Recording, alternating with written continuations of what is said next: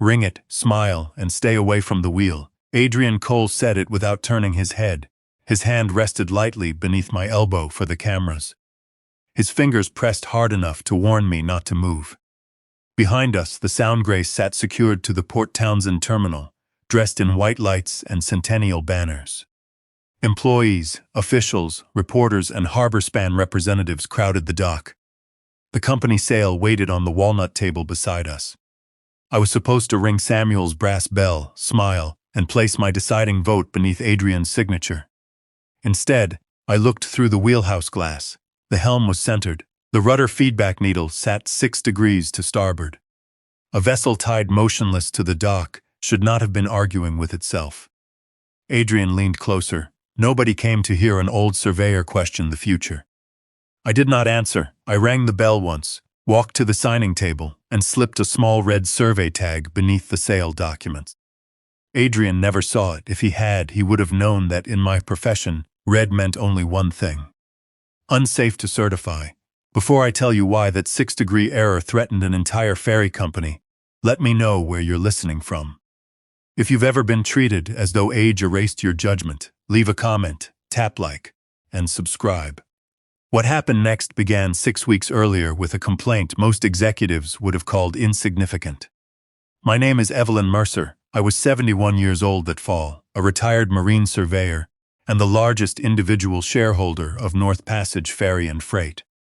My late husband, Samuel, and I started the company with one converted workboat, a borrowed dock, and more confidence than money. We carried lumber, groceries, and fuel between the islands before we ever carried tourists. Later came passenger ferries, freight runs, and contracts to transport ambulances to mainland hospitals. A ferry schedule looks like a list of departure times. To the people who depend on it, it is a promise that medicine arrives, children get home, and emergencies do not become funerals because the water lies between 2 pieces of land. Samuel understood that before I did, he had been dead for 7 years when the first complaint reached me. Captain Daniel Ross found me in the old boat-building workshop behind the maintenance yard. I was cleaning corrosion from a brass compass Samuel had built by hand. Adrian had removed me from daily operations 3 months earlier, but captains still came when a machine behaved differently than a report claimed. Daniel closed the door behind him. The Sound Grace is pulling to starboard. How much? Not enough to scare passengers. That was not my question. He rubbed one thumb along the edge of his cap. 3 degrees at cruise, more when we load trucks aft. Since when? Since the steering actuator replacement. I set the compass down. The Sound Grace was our oldest passenger ferry in regular service. She carried 300 people and 34 vehicles, including medical vans serving 2 island clinics. Her steering system used paired hydraulic actuators and a feedback unit that told the wheelhouse where the rudder actually sat. If the helm and rudder disagreed, a captain could compensate. Until he could not, what did maintenance say? Electronic recalibration. Did they test the mechanical center? Fiona says the digital system passed. Fiona Beck controlled the quality records and supported Adrian's modernization plan. Why bring it to me? Daniel looked toward the workshop window. Because the vessel did not pull before the repair. I asked when the ferry would return. 10:40, I'll inspect her at the dock. He hesitated. Adrian told captains not to request founder inspections. Then do not request one. At 10:38, the Sound Grace entered through morning fog. From the dock, nothing appeared wrong. Her bow came around cleanly. The engines dropped to idle. Deckhands caught the lines and secured her without incident. Adrian would later say that proved the complaint was exaggerated. A vessel can arrive safely while carrying a defect. Most failures spend time pretending to be inconvenience. Daniel met me beside the vehicle ramp. Jorge Alvarez, the chief engineer, stood behind him in blue coveralls. Jorge had worked for us 26 years and disliked discussing machinery in public. The actuator was installed 12 days ago, he said quietly. Rebuilt unit. Fiona's paperwork says certified. Who supplied it? Blue Haven Marine Solutions. I did not know the name. That bothered me more than I admitted. We had used the same 3 steering suppliers for nearly 2 decades. Changing one was not suspicious. Concealing it I entered the steering compartment with Jorge as my escort. The air smelled of hydraulic fluid, salt, and warm steel. The new actuator housing had been painted gray to match the original equipment, but the mounting bolts carried fresh tool marks. I checked the hose fittings. One line lacked the manufacturer's heat stamp. Emergency replacement? I asked. George nodded. That is what Fiona said. I ran my finger over the actuator's identification plate. The plate was old, not weathered old. Its corners had been polished, but the stamped numbers had the shallow, uneven depth used by a Seattle manufacturer that closed years earlier. NPRA 771T. I knew the pattern because surveyors remember numbers the way musicians remember notes. Bring me the vessel history binder. Jorge retrieved the paper archive from a cabinet. Samuel never trusted a system that could lose 40 years with one failed server, so every vessel still carried a certified history binder. I turned to the retired component index. RA 7714 did not belong to the Sound Grace. It had never belonged to North Passage. The number had been registered to the Arctic Dawn, a harbor tug operating near Kodiak. Alaska. George leaned over my shoulder. Could the actuator have been salvaged? Not legally under this certification. I checked the disposal record. The Arctic Dawn had been scrapped 11 years earlier after a shipyard fire twisted her stern and contaminated the hydraulic system. Yet her steering actuator was supposedly inside a Washington passenger ferry, freshly rebuilt, digitally certified, and approved to carry families across open water. From the wheelhouse above us came the soft electronic chime of a successful system check. The screen said everything was normal. The metal beneath my hand said someone was lying. The metal beneath my hand said someone was lying. George watched me close the vessel history binder. What do we do? For now, we do not touch the plate. If I removed the actuator without authority, Adrian could claim I had damaged the system or contaminated evidence. I photographed the serial plate, the missing hose stamp, and the fresh tool marks around the mounting bolts. Jorge signed a maintenance note stating that I had inspected the unit at his request and altered nothing. Then the compartment door opened. Fiona Beck stood on the ladder above us, holding a tablet against her chest. Mrs. Mercer, I was told you entered a restricted mechanical space. George escorted me. That does not make the inspection authorized. The actuator carries a serial number from a tug scrapped 11 years ago. Fiona climbed down. That number identifies the original casting family. It identifies a specific registered unit under the old system. Her answer came too quickly. She opened a digital certificate from Blue Haven Marine Solutions. It stated that the actuator had been stripped, rebuilt, pressure-tested, and recertified. The signature belonged to a technician named Curtis Bell. Fiona enlarged the approval stamp. Everything is documented, then why is the hydraulic hose unmarked? It was an emergency substitute. Approved by whom? By me. Before I could ask another question, Adrian appeared at the top of the ladder. He wore a charcoal suit and an expression designed to make every confrontation look like a misunderstanding. Evelyn, you could have called me. If I had called, would the actuator have changed? No, but we might have avoided alarming the crew. George looked down. Adrian noticed. Thank you. Jorge, Fiona will handle this. He stays, I said. It concerns a vessel he is responsible for. You are no longer part of vessel management. The words were accurate. That made them useful to him. I left the compartment without arguing. Adrian followed me to the dock office, where Mara waited beside a table covered in acquisition binders. At 44, she was chief financial officer of the company Samuel and I once believed she would inherit. She was not our daughter by birth. She became ours when my younger sister died in a highway collision outside Spokane. Mara was 11. Her father had disappeared years earlier, and there was no one else she trusted enough to follow home. Samuel gave her his workshop stool. I gave her a bedroom overlooking the harbor. We gave her stability, schooling, and every practical form of love we understood. What I did not give her often enough was my time. When she was 13, she played the lead in a school production. I promised to sit in the front row. That afternoon, a steering cable failed on the Northern Star during a medical run. I remained at the terminal until the replacement vessel departed. By the time I reached the school, the stage was dark. Mara sat alone on the curb in costume, holding a paper flower. You always save everyone except the person waiting for you, she said. Adrian learned that memory from her years later. Whenever I questioned one of his decisions, he let Mara hear the old accusation beneath my words. The company matters more than you. It was one reason she trusted him. The other was that he had once earned it. 5 years earlier, fuel prices rose, tourism fell, and North Passage lost 2 freight contracts in the same quarter. Adrian had been a maritime finance consultant. He renegotiated our debt, sold unused property, and kept us from cutting employee health insurance. He worked beside Samuel's old crews and learned their names. When Mara married him, I believed she had chosen a man who understood responsibility. I had not yet learned that some people study responsibility only to discover where it can be exploited. Adrian placed the Blue Haven certificate on the table. The actuator is legal. The old serial identifies the core housing. Rebuilders preserve those numbers for traceability. Traceability to a burned tug? To the component's manufacturing origin. The certificate does not say that, it uses current terminology. Mara finally spoke.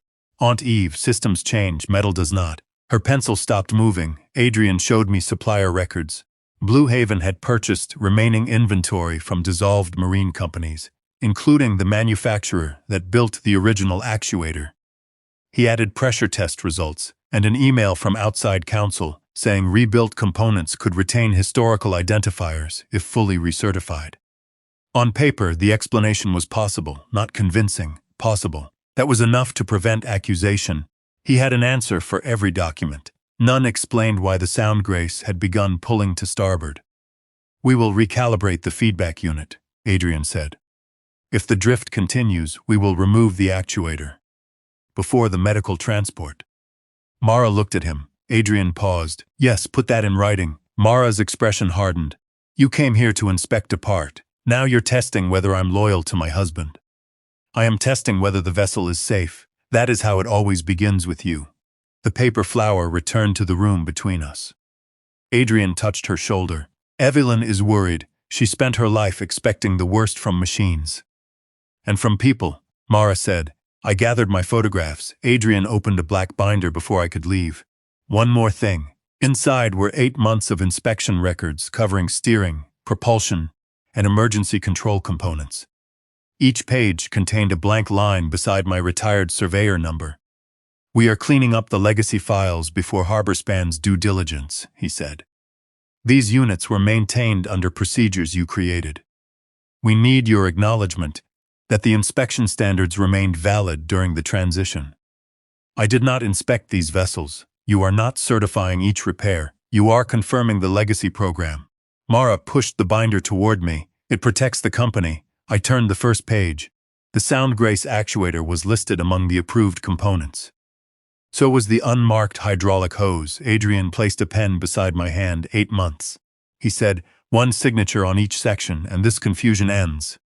I did not touch the pen. Adrian left it beside the binder as though patience would accomplish what pressure had not. These acknowledgments are not accurate, I said. They are administrative.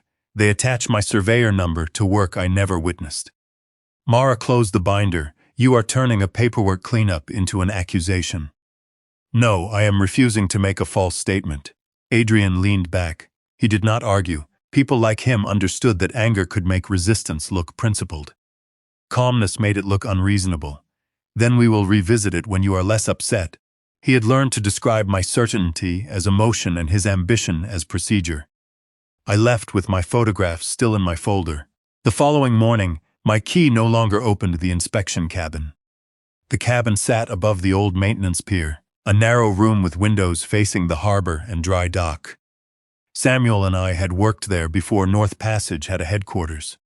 Its walls held vessel drawings, route maps, accident reports, tide tables, and handwritten notes from captains who trusted paper more than memory. A new brass plaque had been fixed beside the door, Mercer Centennial Gallery, opening soon through the window. I saw my workbench pushed against the far wall. My pressure gauges had been mounted inside a glass case. Samuel's dividers, my inspection hammer, and the magnifying lamp I used for fracture lines were arranged beneath small white labels. Someone had polished the handles. That offended me more than the lock. Tools earn their surfaces through use. Remove every stain, and you erase the hands that taught them what they were for. Mara came up the stairs carrying a roll of display plans. You were supposed to be told by whom? Facilities. Facilities did not build this room. She looked through the glass. It is temporary. The Centennial Committee needs a historical exhibit. My active records are in there. They were moved to secure storage. Where?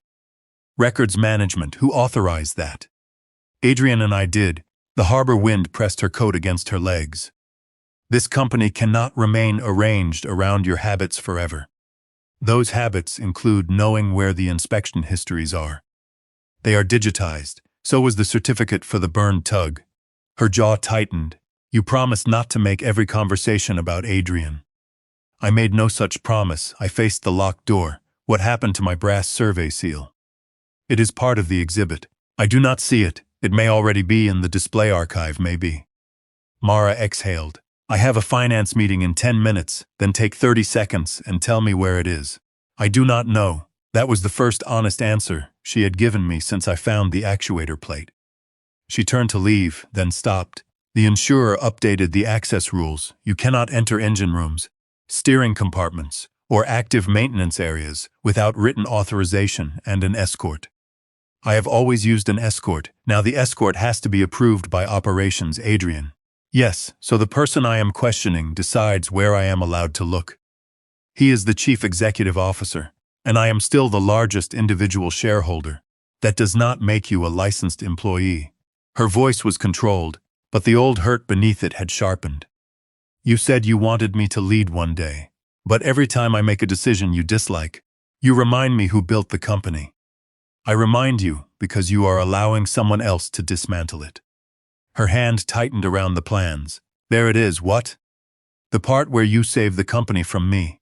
I could have answered with the actuator number, the missing hose stamp, or the false acknowledgement forms.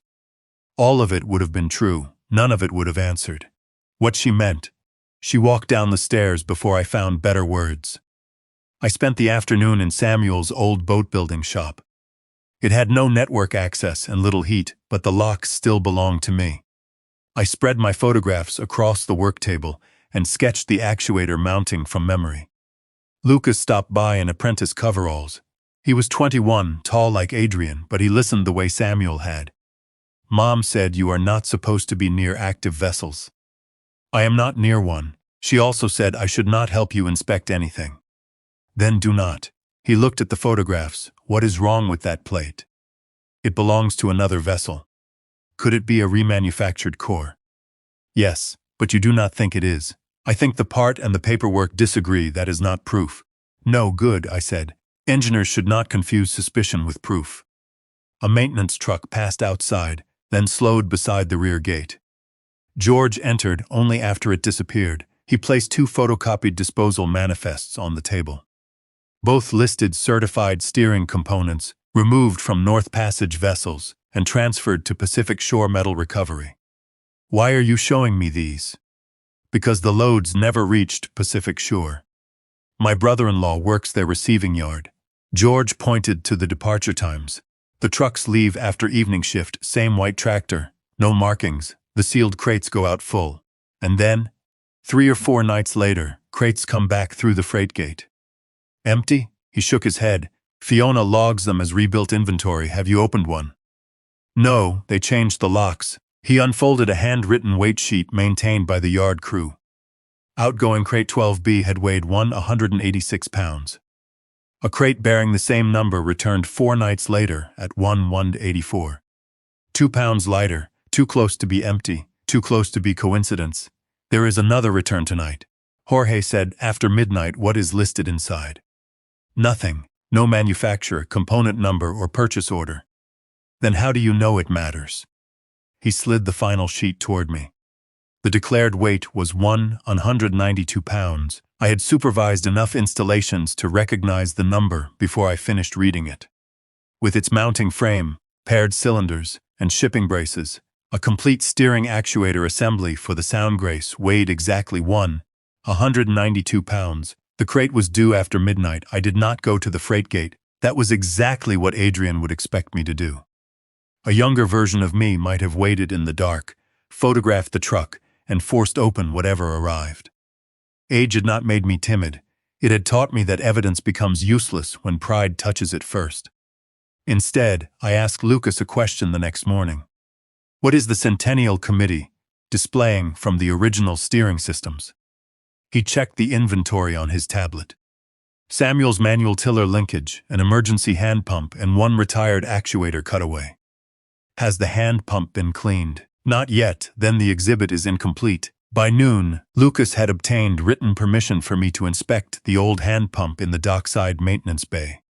Fiona approved the request because the component had been out of service for 23 years.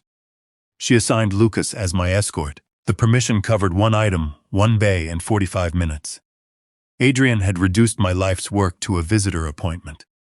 I signed the access form and entered the yard. Crate 12B stood less than 30 feet from the historical pump. Its black shipping seal had already been cut. The lid rested against the wall, and a gray steering actuator sat inside a welded metal frame. Fresh preservative oil glistened along the cylinder rods. The assembly looked nearly new. That was the first thing wrong with it. A rebuilt marine component should show evidence of its age even after cleaning. Slight discoloration around old welds, tool wear near service ports, changes in paint thickness where previous markings were removed. This unit had been made to resemble something old without possessing the history of use. Lucas followed my gaze. You are only authorized to inspect the hand pump. I know. We crossed to the workbench. The retired pump had been covered in dust. I removed its inspection cap, checked the leather seals, and dictated notes for the Centennial label. Lucas recorded each detail. Behind us, two mechanics lifted a section of hydraulic hose from crate 12B. The hose was thick enough to feed a steering actuator under full load. Its outer cover was black, its fittings bright, and a blue paper tag hung from one end. No manufacturer's heat stamp appeared along the visible length. I did not move toward it. Lucas, I said, what does a required marking look like on a pressure-rated steering hose? He glanced back. A continuous manufacturer code, production date, pressure class, and certification mark. Can you see one? No, do not stare. He returned his attention to the hand pump. Fiona entered the bay carrying her tablet. Is there a problem? I'm examining Samuel's emergency pump. You were looking at the new inventory. The crate is open. Her eyes shifted toward the mechanics. Those parts are still in receiving inspection. The hose is unmarked. It has a paper certification tag. Paper can be tied to anything. Fiona's mouth tightened. The permanent markings are beneath the protective wrap. There is no protective wrap. One of the mechanics slowly lowered the hose. Fiona dismissed him with a nod. He carried it toward the rear bench. Lucas adjusted the old pump unnecessarily, giving himself a reason to remain beside me. Fiona opened a certificate on her tablet. Blue Haven supplied the hose under emergency authorization. It meets the required pressure class. Who performed the test? The vendor. Who approved the substitution? I did. On which vessel? It has not been assigned. Her answer came as smoothly as the one she gave about the actuator plate. I looked at the certificate without touching the screen. The document listed a burst pressure test, temperature rating, and chemical compatibility. The technical language was correct.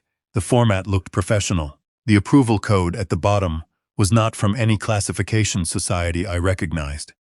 BHMS QA-17, I read. Blue Haven's internal quality system, internal certification does not replace manufacturer traceability. They have independent documentation. Where? On file, then show me. Fiona lowered the tablet. This is not your inspection. No, it is a question. And I have answered it. She walked to the crate and directed the mechanics to close the lid. Before they lowered it, I saw 3 more coiled hoses beneath the actuator frame. All carried blue paper tags. None showed permanent markings. The lid came down. Fiona fixed a new security seal through the latch. You have 22 minutes remaining with the historical pump, she said. I finished the inspection. That irritated her more than an argument would have. I documented Samuel's hand-cut valve seat, the original bronze reservoir, and a repair he had made using a fitting manufactured in 1986. Every mark told a verifiable history. The pump was obsolete but honest. When our appointment ended, Lucas escorted me out through the equipment corridor. What do you think is in that crate? He asked. A steering assembly built to imitate a certified rebuild. You only saw the outside, yes, and the hoses? Untraceable until someone proves otherwise. He waited until we passed the security camera. Could they still be safe?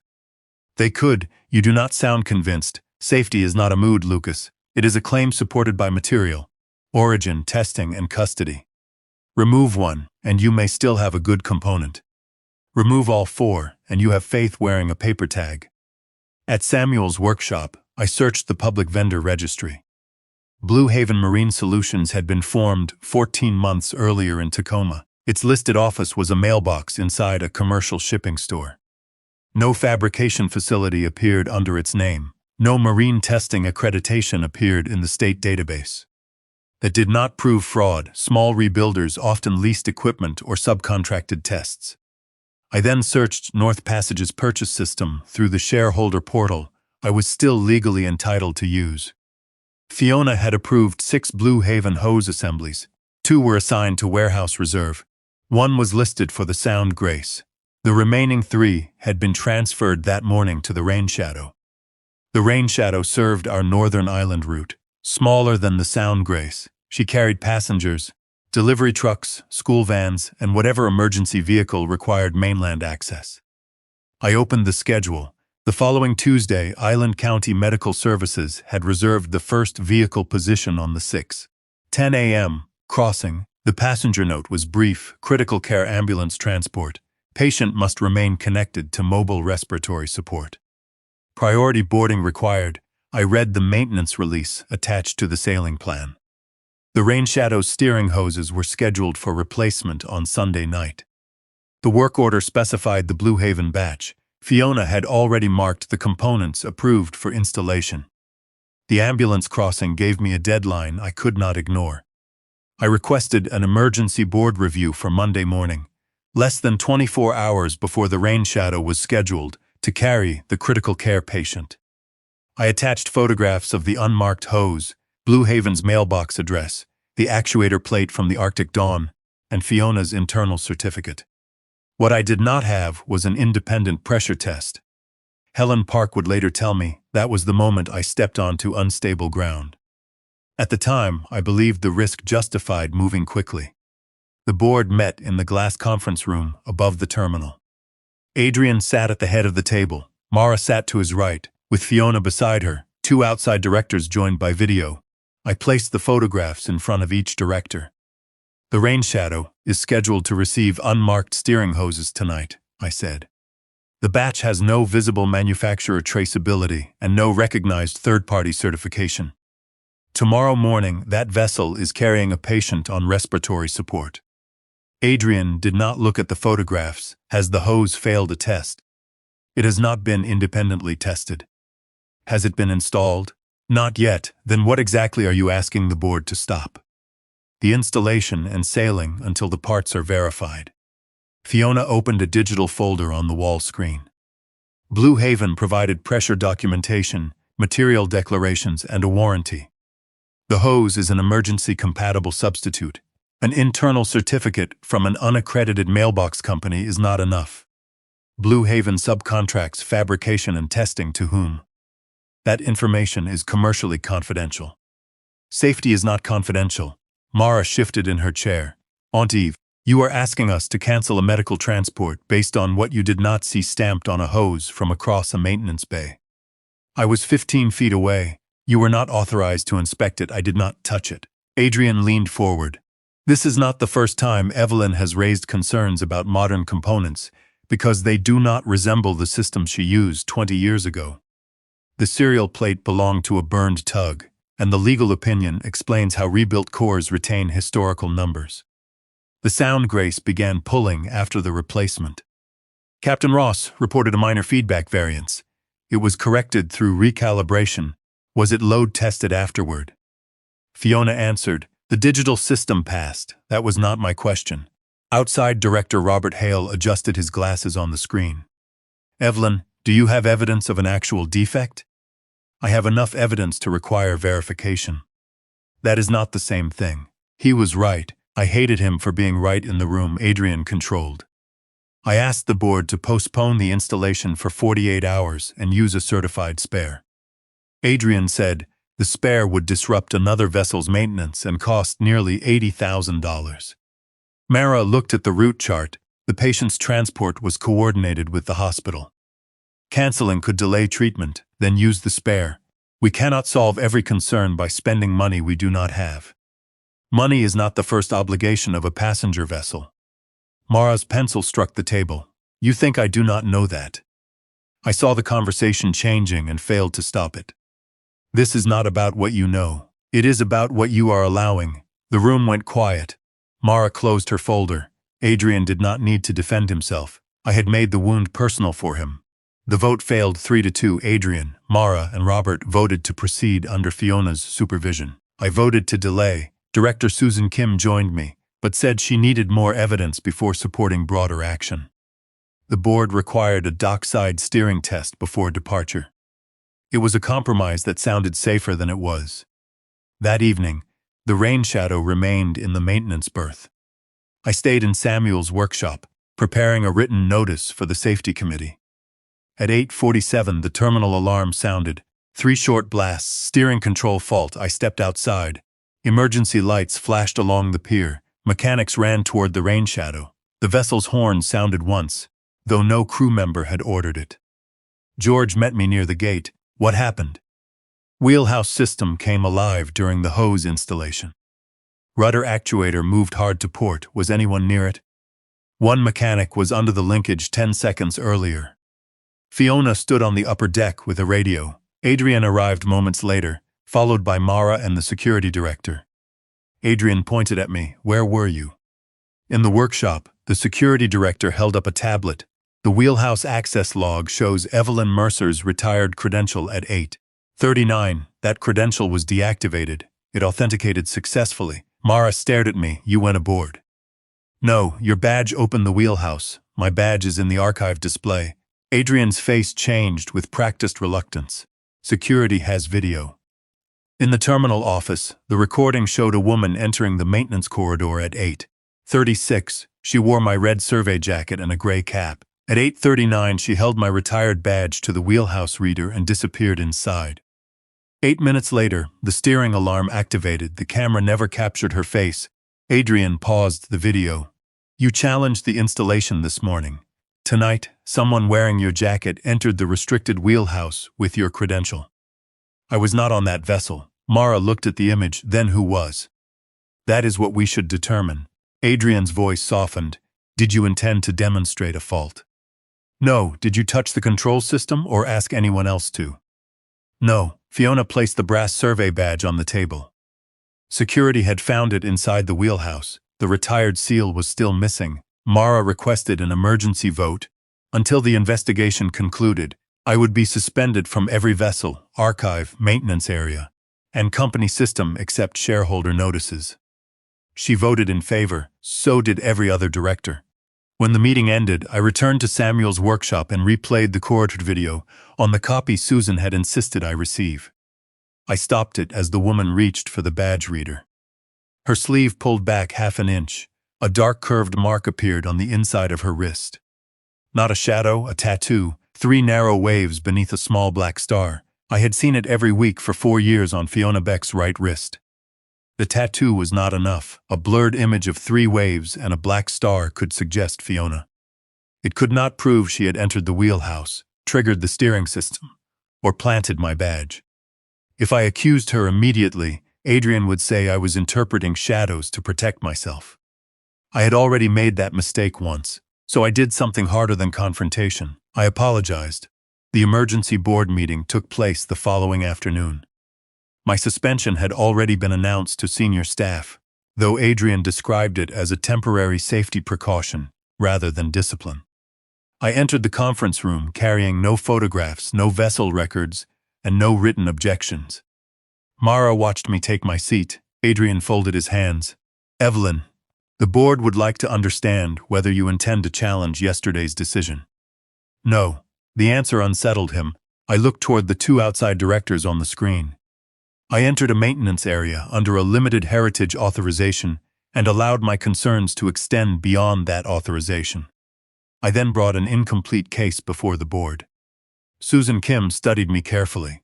You still believe the hoses may be unsafe. I believe they should be tested. That is not what we asked. Adrian said, no, you asked whether I intend to challenge the suspension. And I do not. Mara's shoulders lowered slightly, I continued. The security footage shows someone wearing my jacket and using my credential. I know that person was not me, but I also understand how my conduct created doubt. Adrian leaned back. Are you suggesting the company staged the incident? I am suggesting nothing. That was the first useful lie I told him, not a lie about facts, a lie about intention. I allowed my voice to soften. I have spent most of my life assuming that when something feels wrong, I should keep pressing until I find the cause. That habit served me well as a surveyor. It may not serve this company now. Mara looked at the table. I let the silence work for me. I am tired, I said, and I may have mistaken unfamiliar procedures for careless ones. I should not have spoken to you, as though experience made me the only person capable of recognizing risk. Mara's eyes rose. The apology was real enough to hurt. Adrian exchanged a glance with Robert Hale. We appreciate that, he said. I also owe Fiona an apology for questioning her certification in front of the board. Fiona sat near the far wall, her right wrist covered by a long navy sleeve. You're under stress, she said. Her forgiveness arrived too quickly. I would like to step away from operational matters, I continued. At least until the centennial. Mara's expression softened. That may be best. I can still help with the historical exhibit. Adrian hesitated. The archive was exactly where he did not want me. But refusing a harmless ceremonial role after I had publicly surrendered would reveal more fear than caution. You would work under staff supervision, he said. Of course, no access to active maintenance files. Only historical records, no vessel entry, I understand, Susan Kim asked, and the harbor span vote? The room became still. That was the real subject. North Passage bylaws required approval from holders of at least 2/3 of the voting shares to sell substantially all company assets. Adrian, Mara, and the outside investors controlled 62%. I controlled 38%. Without some portion of my vote, the sale could not close. Adrian had spent months presenting the acquisition as inevitable. In truth, he still needed the old woman he had removed from the wheelhouse. I have not decided, I said. Mara's face tightened on Eve. But I am willing to consider it. Adrian spoke before she could continue. What would you need? Time to understand what Harborspan intends to preserve. The route network, jobs and vessels, those are promises. I would like to see the transition plan. It is confidential. I am a voting shareholder. He glanced toward the directors, Susan said. She is entitled to review material terms before voting. Adrian's jaw shifted almost imperceptibly. Fine, we can arrange a controlled review, and I will prepare a founder's statement for the centennial. Mara blinked, a supportive statement. A truthful one, Adrian smiled. He heard the word supportive because that was what he needed. We can work with that. By the end of the meeting, my suspension remained in place, but I had been appointed founder emerita and honorary curator of the centennial exhibit. Adrian described the arrangement as a dignified transition. The company newsletter called it a celebration of continuity. People began speaking more slowly around me. Employees offered to carry folders I had lifted for decades. Younger managers repeated explanations after I had already understood them. When I paused before answering, they mistook calculation for confusion. Adrian stopped lowering his voice when I entered a room. That was the first weakness I found. He did not merely need my vote, he needed my public blessing. Harborspan could purchase vessels and contracts without me, but the island communities trusted the Mercer name. Adrian wanted a photograph of me ringing Samuel's bell beside the new owners. He wanted my history to certify his future.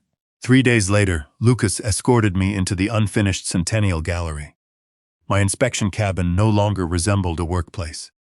White display panels covered the walls. The old route maps had been flattened behind glass.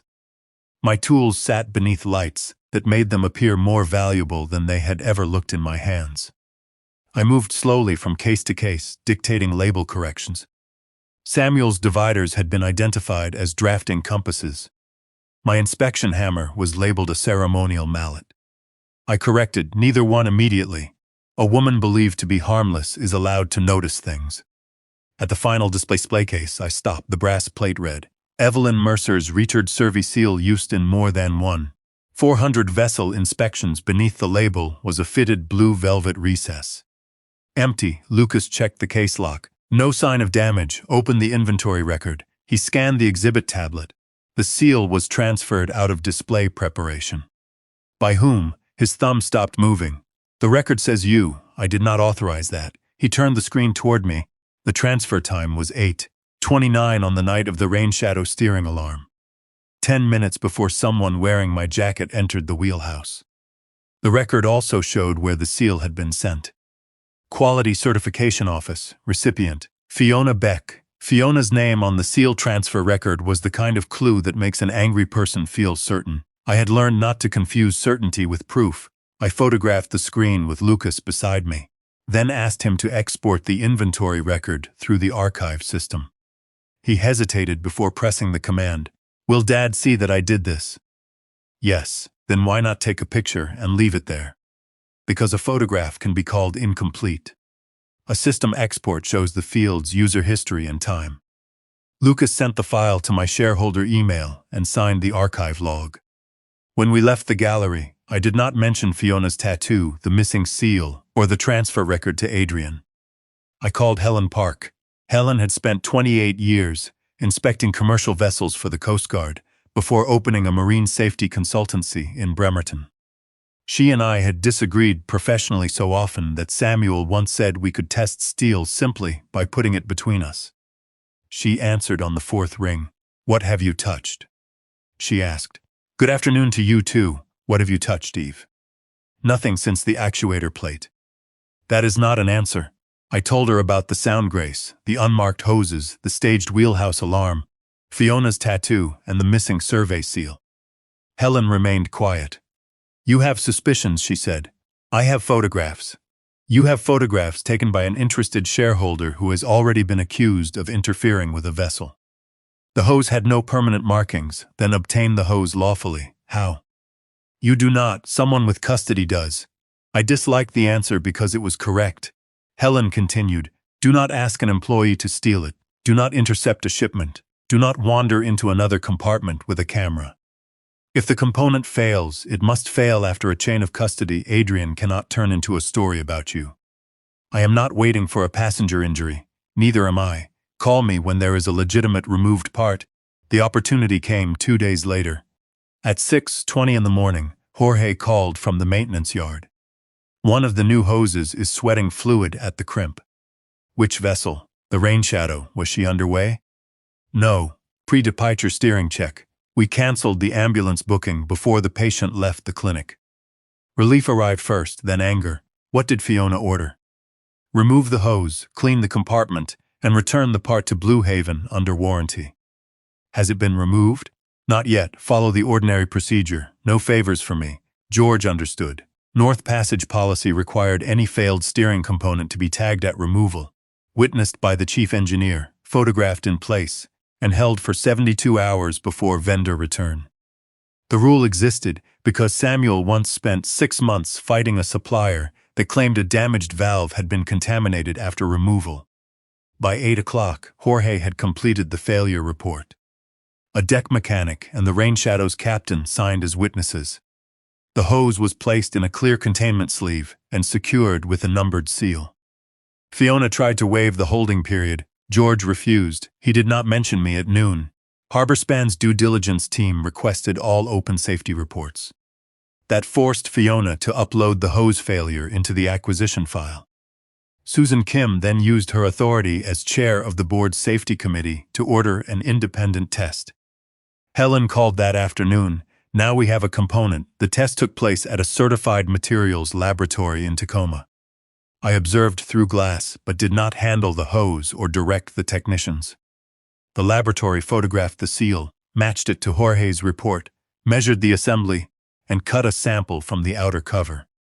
The certificate claimed a working pressure of 3,000 pounds per square inch and a burst rating above 12,000.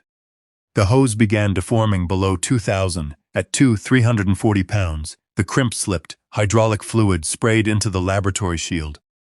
No one spoke until the pumps stopped. Helen examined the fitting. This did not leave a certified marine hose plant. The metal collar was the wrong alloy. The inner tube lacked the reinforcement layer listed on Blue Haven's declaration. Under heat, the rubber softened faster than the submitted specifications allowed. The hose had not merely been damaged, it had never been what the certificate claimed. Helen prepared a preliminary report and sent it to Susan, the board's outside counsel, and the laboratory's record system. She refused to give me the original. "You receive a copy," she said. "The evidence does not belong to your anger. It never did good, remember that." That evening, Jorge met us in Helen's office carrying duplicate salvage manifests. He had not stolen them. As chief engineer, he was required to retain copies of safety-critical removals until the replacement parts completed a service interval. The records covered 8 months. Certified actuators, pumps, valves, and steering control units had left North Passage for Pacific Shore metal recovery. Each outgoing load listed serial numbers and weights. Helen called Pacific Shore. Their receiving supervisor confirmed only 3 of the 11 shipments had arrived. "What happened to the others?" I asked. George opened a freightgate log. "The trucks exited our yard, but the recycler never received them." "Who signed the release?" "Fiona." The genuine actuator removed from the Sound Grace appeared on one of the missing shipments. Its serial number was still active in the manufacturer's service database. Helen searched a commercial salvage exchange. A Rotterdam broker had listed the same model. Part of the serial plate was visible beneath protective wrap. George enlarged the image. The number matched. The certified actuator had not been scrapped. It had been sold. The burn tug housing installed in its place was a substitute designed to carry old paperwork while the valuable component disappeared. I returned to the Blue Haven invoices through my shareholder portal. The suspect replacement had cost more than the manufacturer's price for a fully certified rebuilt unit. The payment source was not the company's ordinary maintenance account. It came from a restricted state fund supporting essential ferry service for island medical transport. The invoice listed Blue Haven as the approved contractor. At the bottom was the grant authorization code. Mara's department had released the money. Mara's department had released the grant money. That did not mean she knew the hose was counterfeit. It meant her signature stood at the first door. Adrian would need to close if the investigation moved from machinery to finance. I did not call her. Helen had not finished the laboratory report, and I had learned what happened when I confronted people with half a bridge beneath my feet. The following morning, Adrian called an all-employee meeting inside the main terminal. Nearly 200 people gathered between the ticket counters and the vehicle loading doors. Deckhands stood beside accountants. Captains remained near the windows, watching the ferries move through the gray water. A large harbor span logo glowed on the screen behind Adrian. He waited until the room quieted. "In 18 days, he announced, North Passage will begin its next century." Applause started near the front, where senior managers had been arranged beside the stage. It moved outward unevenly. Adrian described Harborspan as a partner with the capital to replace aging vessels, modernize terminals, and protect essential island service. He spoke about stability, opportunity, and the burden of competing against larger transportation networks. Then he revealed the bonuses. Every full-time employee would receive a closing payment equal to 6 weeks of wages if the acquisition completed on schedule. The applause became real. I watched Jorge near the rear wall. He did not clap. 6 weeks of wages could repair a roof, cover a medical deductible, or keep a child in college.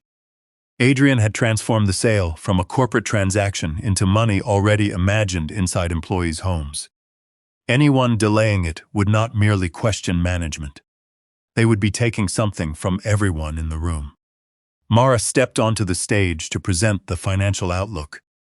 She wore a navy suit and spoke from prepared slides. "The acquisition preserves current health benefits for 12 months, she said. Harborspan has also committed to maintaining all essential routes through the next service year." Her voice remained steady, but she did not look toward me. Adrian concluded by calling the Centennial Gala a celebration of the people who carried North Passage safely across 100 years. The word safely stayed in the air longer than he intended. After the meeting, Lucas found me beside the old ticket windows. Did you know about the bonuses? No, people need that money, yes. He lowered his voice. If the sale stops because of the hose, they will blame you, they may. Does that matter? Of course it matters. He seemed surprised. Then why do you look like it does not? Because concern and surrender are not the same thing. Lucas glanced toward Adrian, who was accepting handshakes from mechanics. What happens if the lab says the hose is unsafe? It already failed. I mean officially. Then the company should identify every component from that batch and remove it. And if Dad says the failure was caused during installation, then he will need evidence. By noon, he had begun building that explanation. Fiona filed a preliminary incident report, stating that the failed crimp may have been damaged by improper torque during installation. The report did not identify the mechanic responsible. It described the event as an isolated assembly issue rather than a material defect. Helen read it twice. They are blaming an unnamed worker for a hose built from the wrong materials. Can they do that? They can write it. That does not make it true. The State Ferry Safety Office sent North Passage a formal request for information that afternoon. The agency wanted the failed components certification, installation records, the laboratory report, a list of other vessels using the same supplier batch, confirmation that affected components had been removed from service. The deadline was 72 hours. Susan Kim forwarded the request to the full board. Adrian responded within 20 minutes. North Passage, he wrote, had already isolated the defective hose. No evidence indicated a batch-wide problem. The rain shadow would complete an enhanced steering check before returning to service. Helen placed the email on her desk. Isolated. There were 6 hoses. Where are the other 5? 2 in reserve. 1 was installed on the Sound Grace. 3 went to the rain shadow. We checked the maintenance records. Only the failed pressure line had been removed from the rain shadow. The return line and auxiliary steering hose remained in place. All 3 came from the same unmarked batch. George called from the yard. Fiona ordered a certified spare for the failed line. That is good, only for the failed line. What about the other 2? She says they passed visual inspection. Helen leaned toward the phone. A visual inspection cannot identify missing reinforcement inside the hose. I told her. What did she say? That I was not authorized to interpret laboratory results. George went quiet. There is more. I received the post-sale staffing chart. From whom? Someone left it in the engine room printer. He sent us a photograph. Harborspan's transition plan showed 46 positions scheduled for elimination within 90 days of closing. 29 belonged to maintenance, inspection, or vessel engineering. George's position was listed, so were Captain Ross's, and nearly every senior mechanic who had worked under Samuel. Lucas appeared under a separate category, accelerated leadership development. Adrian intended to remove the people who remembered how the vessels had been built and keep the young employees who could be taught that the digital record was the only history that mattered. I called Mara. She answered after the 4th ring. Did you approve the staffing plan? It is preliminary. Did the employees know their bonuses were tied to helping eliminate their own jobs? That is not fair. It is a question. Harborspan is consolidating overlapping functions. Some people will be offered other roles. George, silence. You stood in front of him this morning and promised stability. I promised the terms Harborspan gave us. Did Adrian show you the laboratory findings? Yes, and Fiona believes the hose was damaged during installation. Do you? I am not an engineer. You are the chief financial officer who released public service money to the supplier. Her breathing changed. What are you accusing me of? Nothing yet, then stop speaking as if I am already guilty. She ended the call at 5:30. The rain shadow underwent a dockside steering test. With no vehicles aboard and almost no wind, the rudder moved from center to port and back without triggering an alarm. Fiona declared the vessel fit for service. The rescheduled critical care ambulance was booked for the following morning. George refused to sign the release. Adrian signed it himself. At the bottom of the operating order, he added a note regarding the captain's earlier complaint. Reported steering irregularity, determined to be operator sensitivity following modernization. The rain shadow was ordered to depart at 6:10 a.m. 2 unmarked Blue Haven hoses remained inside her steering compartment. The rain shadow did not leave at 6:10. At 5:58, Captain Ross ordered another steering check under load. The return pressure fell twice, then recovered before the alarm threshold. Fiona called it normal variation, Daniel called it enough. A vessel master has authority Adrian cannot erase with a management title. Daniel entered the defect into the official log and declared the ferry unavailable until a certified engineer signed the system safe. George refused. The critical care ambulance was moved to the harbor light. It departed 43 minutes late, but the patient reached the mainland hospital without injury. By 8 o'clock, Adrian had turned the delay into my fault. He did not say I had ordered Daniel to stop the vessel. He said my public campaign of doubt had created confusion among employees. A local reporter received an anonymous statement claiming that an aging founder was interfering with safety decisions during a sensitive acquisition. The statement used the phrase emotional attachment to legacy systems. Adrian liked phrases that sounded respectful while removing a person's authority. Susan Kim called me before the board meeting. They are going to ask you to support the sale publicly. Did Adrian tell you that? No, Harbor Span did. The buyer's executives were concerned that a founder dispute would frighten island officials and weaken passenger confidence. They did not yet know that the same management team, asking for reassurance, had installed counterfeit steering components. What happens if I refuse? I asked. The sale may stall, and if I agree? Adrian relaxes. That was the answer I needed. The meeting began at 10. Adrian sat at the head of the table with the failed sailing report in front of him. Mara looked exhausted. Fiona wore long sleeves again. The rain shadow has now missed 2 medical movements, Adrian said. The latest incident occurred despite no confirmed material failure. The pressure dropped, Susan replied. Within allowable variation, according to whom? Our quality administrator. Fiona opened a chart showing the test values remained inside an internal operating band. Helen's independent report was not displayed. Adrian turned to me. Employees believe their jobs and bonuses are being threatened by a personal dispute. Their jobs are threatened by the transition plan. You have not shown them. Mara looked up sharply. That document was preliminary. It listed names. Adrian ignored the exchange. Harborspan needs assurance that North Passage is not being divided by resistance to modernization. He slid a prepared statement across the table. The language praised Adrian's leadership, endorsed the acquisition, and described recent safety concerns as the product of incomplete information. You want me to retract the hose failure?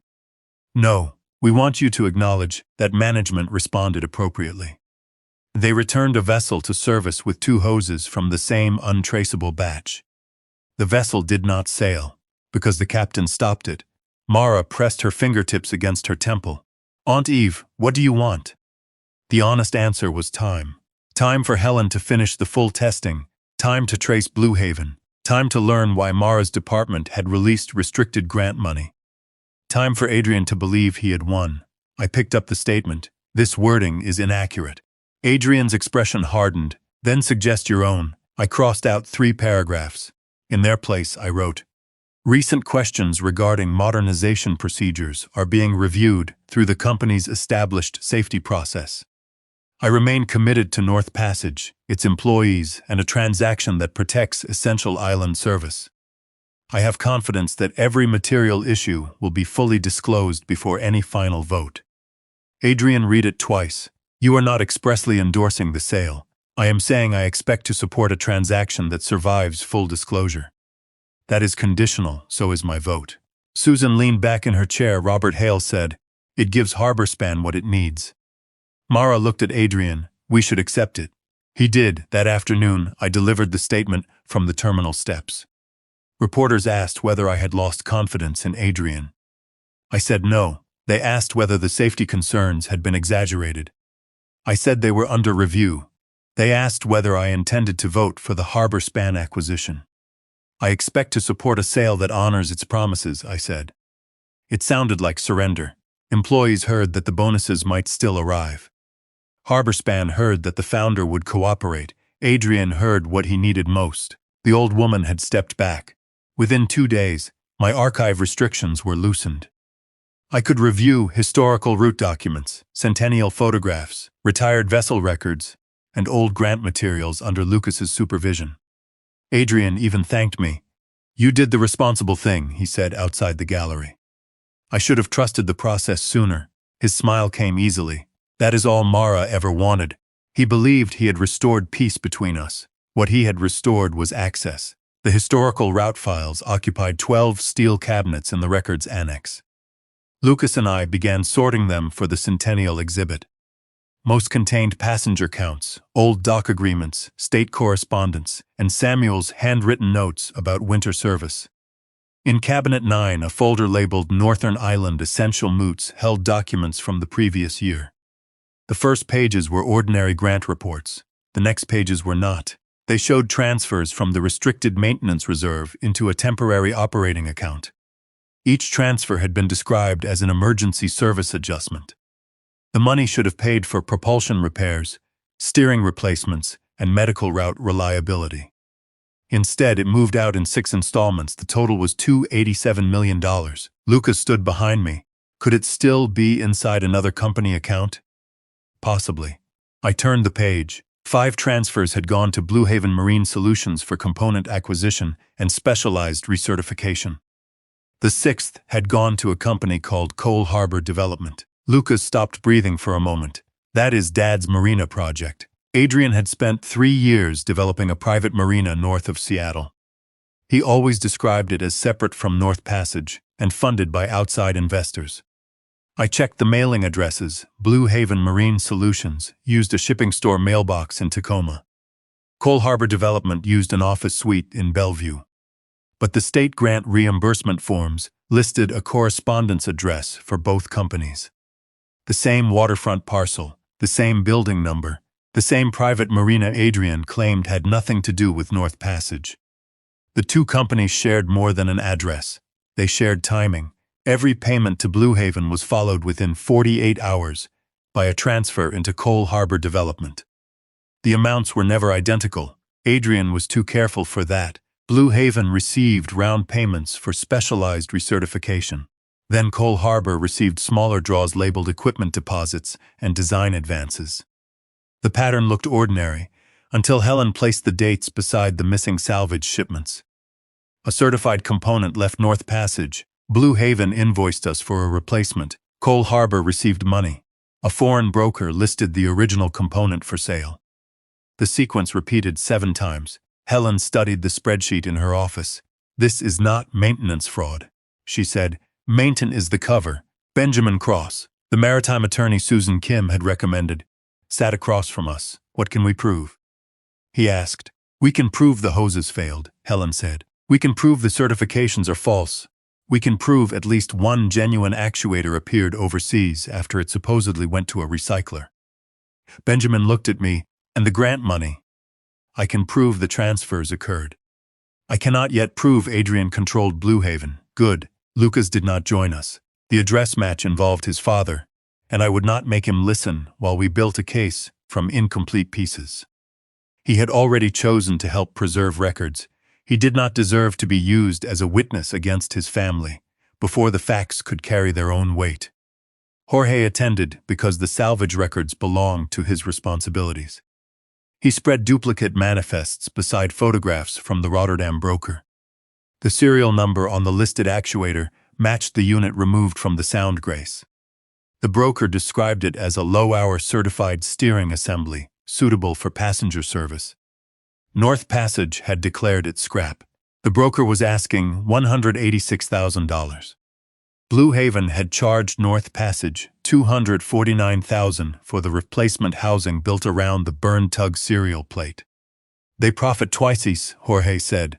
3 times, Helen corrected. After the replacement actuator began producing feedback drift, Blue Haven billed North Passage another $38,000 for diagnostic consulting. We were paying to lose a valuable component, paying again to receive an inferior substitute, then paying a 3rd time when the substitute failed. Benjamin leaned toward the screen. "Who approved the invoices?" "Fiona certified the work," I said. "Mara's finance office released the payments, Adrian. He approved vendor onboarding and acquisition spending. That connects him to the process, not necessarily to ownership." Blue Haven's public filing listed a registered agent service and no operating managers. Its bank information was not available through any record we could lawfully access. Then we billed outward, Benjamin said. He asked Susan to request the vendor due diligence package through the board's safety authority. Harborspan had already demanded supplier disclosures, which gave her a legitimate reason. While she worked, Helen and I reviewed every replacement certificate available through my archive access. There were 31, 23 carried my retired surveyor number. 14 contained a digital image of my brass seal. The lower edge leaned slightly left, as it always had after Samuel dropped it onto a steel deck in 1998. Whoever used it had not recreated the mark, they had used the original tool. That seal meant I had inspected the vessel myself, I said. Benjamin asked when I stopped using it. 3 years ago my number was formally retired. Helen opened the certificate's metadata. Most had been created months after my retirement. Several were dated while I was outside Washington. One claimed I inspected a steering pump on the day I attended Samuel's memorial service in Oregon. Adrian had not merely borrowed my reputation, he had converted grief into an alibi. The date remained clear because I had spent that morning standing beside Samuel's ashes near the Columbia River. Mara had held my arm while the wind lifted the edges of her coat. Adrian had stood behind us, quiet and respectful. Months later, someone used that same day to place me aboard a vessel I had never entered. George opened another freight log. 2 outgoing crates had been classified as worn propulsion controls. Their weights matched certified emergency steering pumps from the Harbor Light and Northern Star. Both vessels still showed those pumps as installed. What is actually aboard them? I asked. No one has checked, Helen answered before I could. We request a controlled inspection through the safety committee. We do not board them ourselves. I know, no, she said. You remember, that is different. By evening, Susan obtained Blue Haven's vendor package. The company had no shipyard, certified testing facility, or employees listed under state labor records. Its technical work was supposedly subcontracted to 3 firms. 2 denied working for Blue Haven. The third address was a vacant warehouse outside Tacoma. Benjamin turned to the payment section. Blue Haven's banking reference had been signed by Nathan Reeve, the former financial director of Adrian's Marina project. The vendor file also included a personal guarantee from Cole Harbor Development. There was the connection. Adrian's private marina had guaranteed the supplier draining North Passage's restricted reserve. Now we can say he was not merely approving an outside vendor, Helen said. His own company stood behind it. We compared Cole Harbor's construction account with North Passage's quarterly reports. Each restricted transfer arrived during a month when the marina faced a contractor deadline. Each time, North Passage's operating statements improved because legitimate repair costs had been moved into grant-funded vendor invoices. Deferred maintenance disappeared behind Blue Haven's certificates. Harborspan was not being sold a healthy ferry system. It was being sold a balance sheet built from removed parts and delayed failures. Benjamin closed the file. We have evidence of safety misrepresentation, restricted fund misuse, and an undisclosed vendor conflict. But who authorized the first transfer? I returned to the archive report. The earliest payment had moved 8 months earlier, before any Blue Haven component appeared on a vessel. The authorization page contained 2 signatures. Adrian's appeared beneath the vendor approval. The reserve release belonged to the chief financial officer. Mara Mercer Cole, her signature was not scanned, copied, or digitally inserted. I knew the pressure of her hand, the sharp first stroke of the M, and the slight break before the final E. It was genuine. Mara's signature was genuine. I knew before Benjamin confirmed it. I had watched her sign school forms, college applications, loan papers, and the documents that made her an officer of North Passage. Her handwriting changed with age, but not the way she pressed the first letter into the page.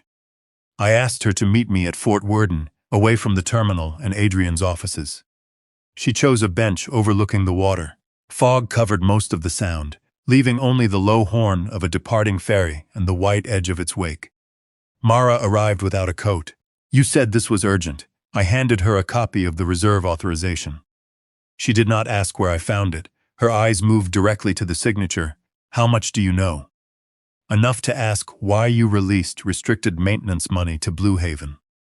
It was temporary. Restricted funds do not become unrestricted because someone promises to replace them. We were facing a cash crisis. North Passage's reports showed stable reserves. The reports were after the bridge. What bridge? She looked toward the water. 2 freight customers delayed payments. Fuel hedges moved against us. Adrian said we would miss payroll within 10 days. Did you verify that? I saw the cash forecast. Prepared by whom? His restructuring team, not by your finance staff. My staff supplied the numbers. That was not my question. Her mouth tightened. Adrian said the maintenance reserve would be restored after Harborspan issued its initial deposit. He said the state rules allowed temporary movement if essential service was at risk. Did any outside attorney confirm that? He showed me a memorandum. From whom? I don't remember. You are the chief financial officer, and you are not my examiner. The words came out sharp enough to surprise both of us. She stood, gripping the authorization page. You think this proves I stole from the company? I think it proves you released money you knew had restrictions. You have no idea what was happening. Then tell me. Every week, Adrian showed me another problem. A lender threatening to call a covenant, a payroll shortfall, a vessel repair we could not afford. Harborspan was the only path that kept North Passage alive. So you moved public service money into his vendor. I moved it into an approved supplier account, guaranteed by his marina company. She stopped. What? Coal Harbor Development guaranteed Blue Haven's banking reference. That is impossible. It is in the vendor package. She turned back slowly. No, Adrian said Blue Haven was recommended by Nathan Reeve. Nathan worked for Coal Harbor. I know who he is. Then why did Adrian's private project stand behind a ferry supplier? Mara looked at the authorization again. I did not know that. Did you know genuine components were leaving as scrap? No. Did you know unsafe replacements were being installed? No. Did you know my retired surveyor number was being used on certificates? Her eyes lifted. No. The answer came without hesitation. I believed her. That did not make her innocent. After the first transfer, were the funds restored? Not fully. How much came back? 400,000. Out of nearly 3 million, we expected the sale deposit. And when it did not arrive, Adrian said stopping would expose the first transfer and trigger a grant suspension. He said we had to keep the routes operating until closing. So you approved more? She closed her eyes. Yes, for a while neither of us spoke. You taught me this, Mara said. I turned toward her. You taught me that the company survives first. Birthdays, funerals, school plays, everything else waits when a vessel is down. That is not what I taught you, it is what I learned. The old paper flower returned to me. I kept telling myself it was one ugly decision to protect 200 jobs, she continued. That is what you would have done. No, you do not get to say that now. I would have mortgaged property, sold a vessel, or admitted the company was failing. I would not have signed a false grant report. You miss my childhood for this company, and still believe your sacrifices were cleaner than mine. The accusation landed because part of it was true. I loved you, I said, and I still failed you. She looked at me then, not as chief financial officer, but as the 11-year-old girl Samuel and I brought home from Spokane with one suitcase. Providing for you was not the same as being present, I said. I know that now, but my failure does not make Adrian's lie true, and it does not make your signature harmless. Her voice weakened. What do you want me to do? Tell the board, freeze the sale, preserve the records, and destroy the company before we know whether your theory is right. The hose failed. One hose. The actuator is counterfeit according to you, according to its history. She stood again. I cannot go to the board. Adrian will say you are using me against him. Harborspan will walk. The bonuses disappear. The lenders panic, and if you stay silent. I buy time. For whom? She did not answer. Before leaving, she reached into her bag and removed a thick packet. Adrian asked me to shred this draft after the lawyers revised the closing documents. She placed it beside me. Why give it to me? Because I do not know who is lying anymore. Will you provide the electronic files? No, the access logs would identify me. I cannot promise to hide where this came from. I know. She walked away before I opened the packet. Benjamin and Helen reviewed it that evening. The document was Adrian's personal seller certification. He would be required to state that there were no undisclosed vessel defects, vendor conflicts, restricted fund violations, or altered inspection records. A false statement could cancel the transaction, trigger civil claims, and support a fraud referral. Attached to it was Adrian's success fee agreement, $6 million, payable immediately after closing. But one condition appeared in bold beneath the payment schedule.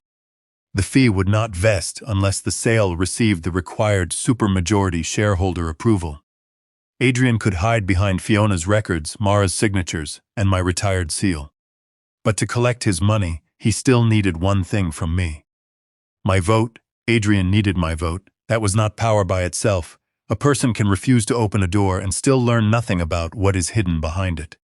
If I blocked the sale immediately, Adrian would call me bitter. Harborspan might withdraw without asking why, and the defective parts would remain inside vessels under records carrying my name. Mara's transfers would surface without context. Fiona could erase paper logs. Adrian could leave with enough uncertainty to build another version of the story. I did not want to stop one transaction. I wanted the truth to survive it. Benjamin Cross placed Adrian's seller certification in the center of Helen's conference table. "We do not lure him into making a false statement," he said. "We give him a clear opportunity to disclose every material issue. If he signs after that, the choice is his." Helen nodded, "And nothing leaves this room without custody records." Jorge sat beside her with his duplicate salvage manifests. Lucas remained near the window, looking across Bremerton Harbor. He had listened while Benjamin explained Blue Haven, the restricted reserve, and the guarantee from Adrian's Marina Company. When Benjamin finished, Lucas asked one question. "Do you believe my father knew the parts were unsafe?" "I believe he approved a system that made it profitable not to ask," I said. "That is not the same thing." "No," he turned toward me. "Then do not tell people it is." The correction embarrassed me, because he was right. "We will prove what he knew," I said, "not what anger wants us to believe." Helen began with the hose. The laboratory repeated the pressure test, using a second technician and a newly calibrated machine. Representatives for North Passage, the Board Safety Committee, and Blue Haven were invited to observe. Blue Haven did not attend. The hose deformed at nearly the same pressure as before. The crimp slipped within 31 pounds of the first result. The lab confirmed the missing reinforcement layer, incorrect collar alloy, and heat-sensitive inner tube. Helen sealed the sections separately, signed each label, and placed them in locked storage. The suspect actuator required more care. Removing the one installed on the sound brace would alert Adrian and disrupt service. Susan Kim instead located a Blue Haven actuator held in warehouse reserve. It had entered North Passage through the ordinary receiving process and had not yet been mounted. Under her authority as safety committee chair, she ordered a controlled inspection before installation. The unit arrived at Helen's facility with the company seal intact. Its housing carried another historical serial plate. Its internal feedback assembly used a low-cost position sensor designed for stationary industrial equipment, not a passenger vessel exposed to vibration, salt, and continuous load changes. On a bench test, it responded correctly at room temperature. Under heat and simulated vibration, the reading began to drift. At full load, the actuator reported neutral while the shaft remained 4 degrees off-center. That was the error I had seen at the Centennial Gala in the future Adrian was still trying to build. Lucas designed a demonstration housing from clear polycarbonate. He mounted a certified feedback unit beside the Blue Haven assembly and connected both to the same control wheel and reference scale. "When the wheel returns to center," he explained, "the certified sensor reports the actual shaft position. The Blue Haven sensor reports what its software expects." "A machine taught to flatter its operator," Helen said.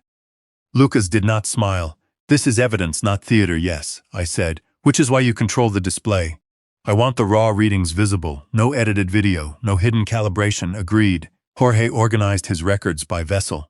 Date, outgoing component, stated recycler, and replacement invoice. Every photocopy was linked to a log he was authorized to retain. He signed a statement explaining when and why each copy had been created. Benjamin warned him that Adrian might retaliate. He can fire me, Jorge said. He cannot make the wrong part become the right one. Benjamin then prepared 3 notices. The first went to the state office overseeing essential service ferry grants. It identified unexplained transfers from a restricted reserve and requested preservation of reimbursement records. It did not accuse anyone of theft. The second went through Maritime Safety Council to the Vessel Inspection Authority.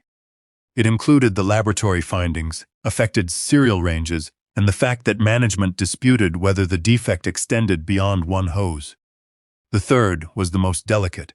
HarborSpan's lead counsel received a confidential letter stating that material information concerning vessel safety, supplier relationships, inspection records, and restricted public funds might require supplemental disclosure before closing. We did not attach every document. If HarborSpan canceled immediately, Adrian would know the investigation had reached the buyer and begin moving records before authorities could preserve them. The letter gave the buyer enough information to ask questions and no excuse to claim it had been ambushed. HarborSpan's counsel acknowledged receipt with 6 words. We will require updated seller representations. The sale was 13 days away. For the next week, I behaved exactly as Adrian expected. I corrected exhibit labels. I approved photographs of Samuel and me beside our first workboat. I rehearsed a founder's speech written by HarborSpan's public relations team. The speech praised modernization, private investment, and the courage to release control. It did not mention a single hose. Adrian visited the gallery twice. Each time I asked harmless questions about lighting and seating. I allowed him to explain the transaction in slow, patient language. Finally, he asked the question that mattered. Can I tell HarborSpan your vote is secured? I looked at Samuel's brass bell inside its display case. You can tell them I intend to vote in favor if the final certifications are complete. They will be, then you have nothing to worry about.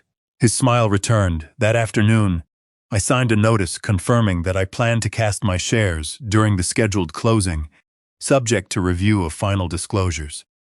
Benjamin made sure the condition remained visible. Adrian saw only the promise. 2 days later, every board member received a revised centennial program. The acquisition closing had been scheduled for the Monday after the gala, inside HarborSpan's Seattle offices. Adrian had changed it. The shareholder vote, seller certifications, and buyer signatures would now occur live on the terminal stage during the centennial celebration. 5 days earlier, my founder's speech would come first, my vote would come second. Adrian's signature would come immediately after mine. The revised gala schedule gave us 8 days. It also made Adrian suspicious. The first sign appeared in the Centennial Gallery on Monday morning. A red security strip across Cabinet 9 had been cut and replaced. The new seal carried the correct number, but the adhesive had been pressed from right to left. Lucas always worked left to right. Do not touch it, I said. He stood with one hand raised. Someone opened the cabinet. Yes. Before we could compare the inventory, the gallery door opened. Fiona entered with Adrian and the security director. Mara followed several steps behind, looking as though she had forgotten sleep. Fiona pointed to the cabinet. The archive system recorded an unauthorized opening at 6:14 this morning. Lucas checked his watch. I was not here, we know. Adrian said, your credential was. My badge is in my locker. Security found the locker open. The security director placed Lucas's access card on the display table. Adrian did not raise his voice. That is twice now that a Mercer credential has appeared where it should not. Cole, Lucas said. What? My name is Cole. Adrian's expression shifted. Of course it is. The correction was small. The hurt beneath it was not. Fiona unlocked Cabinet 9 and checked folders against the electronic list. Nothing obvious was missing. That worried me more than an empty shelf. A thief takes documents. Someone protecting a lie changes one page and leaves the rest in place. Adrian turned toward me. What were you reviewing in this cabinet? Historical grant records. Which years? I allowed the pause to last. 2016 through 21. Lucas looked at me. The documents had covered 22 through 25. Adrian noticed. You signed the archive log for 24, did I? Mara's attention sharpened. I opened one folder to a route map and frowned. These filing systems were clearer when Samuel kept them. Fiona watched me. Were you looking for Blue Haven payments? I was looking for winter service photographs. There are no photographs in this cabinet. Then perhaps I opened the wrong one. Lucas knew I could remember the location of a vessel report from 30 years earlier. He also knew better than to defend me. Adrian stepped closer. Evelyn, did you copy financial records? I copied labels for the exhibit. That was not my question. I looked at him as though searching for the beginning of the conversation. What did you ask? Mara glanced away first. Adrian's suspicion did not disappear. It changed shape. He saw the possibility that I had found something and forgotten what it meant. That possibility comforted him. Lucas, he said, you are suspended from archive work until security completes its review. I did not open that cabinet. This is not discipline. It never is. You will report to warehouse inventory for the remainder of your apprenticeship. That has nothing to do with marine engineering. It teaches responsibility. Lucas removed the temporary archive badge from his belt and placed it on the table. I will not sign any inventory sheet for a component I cannot verify. Then he walked out. Adrian looked after him. You are teaching him to distrust everyone.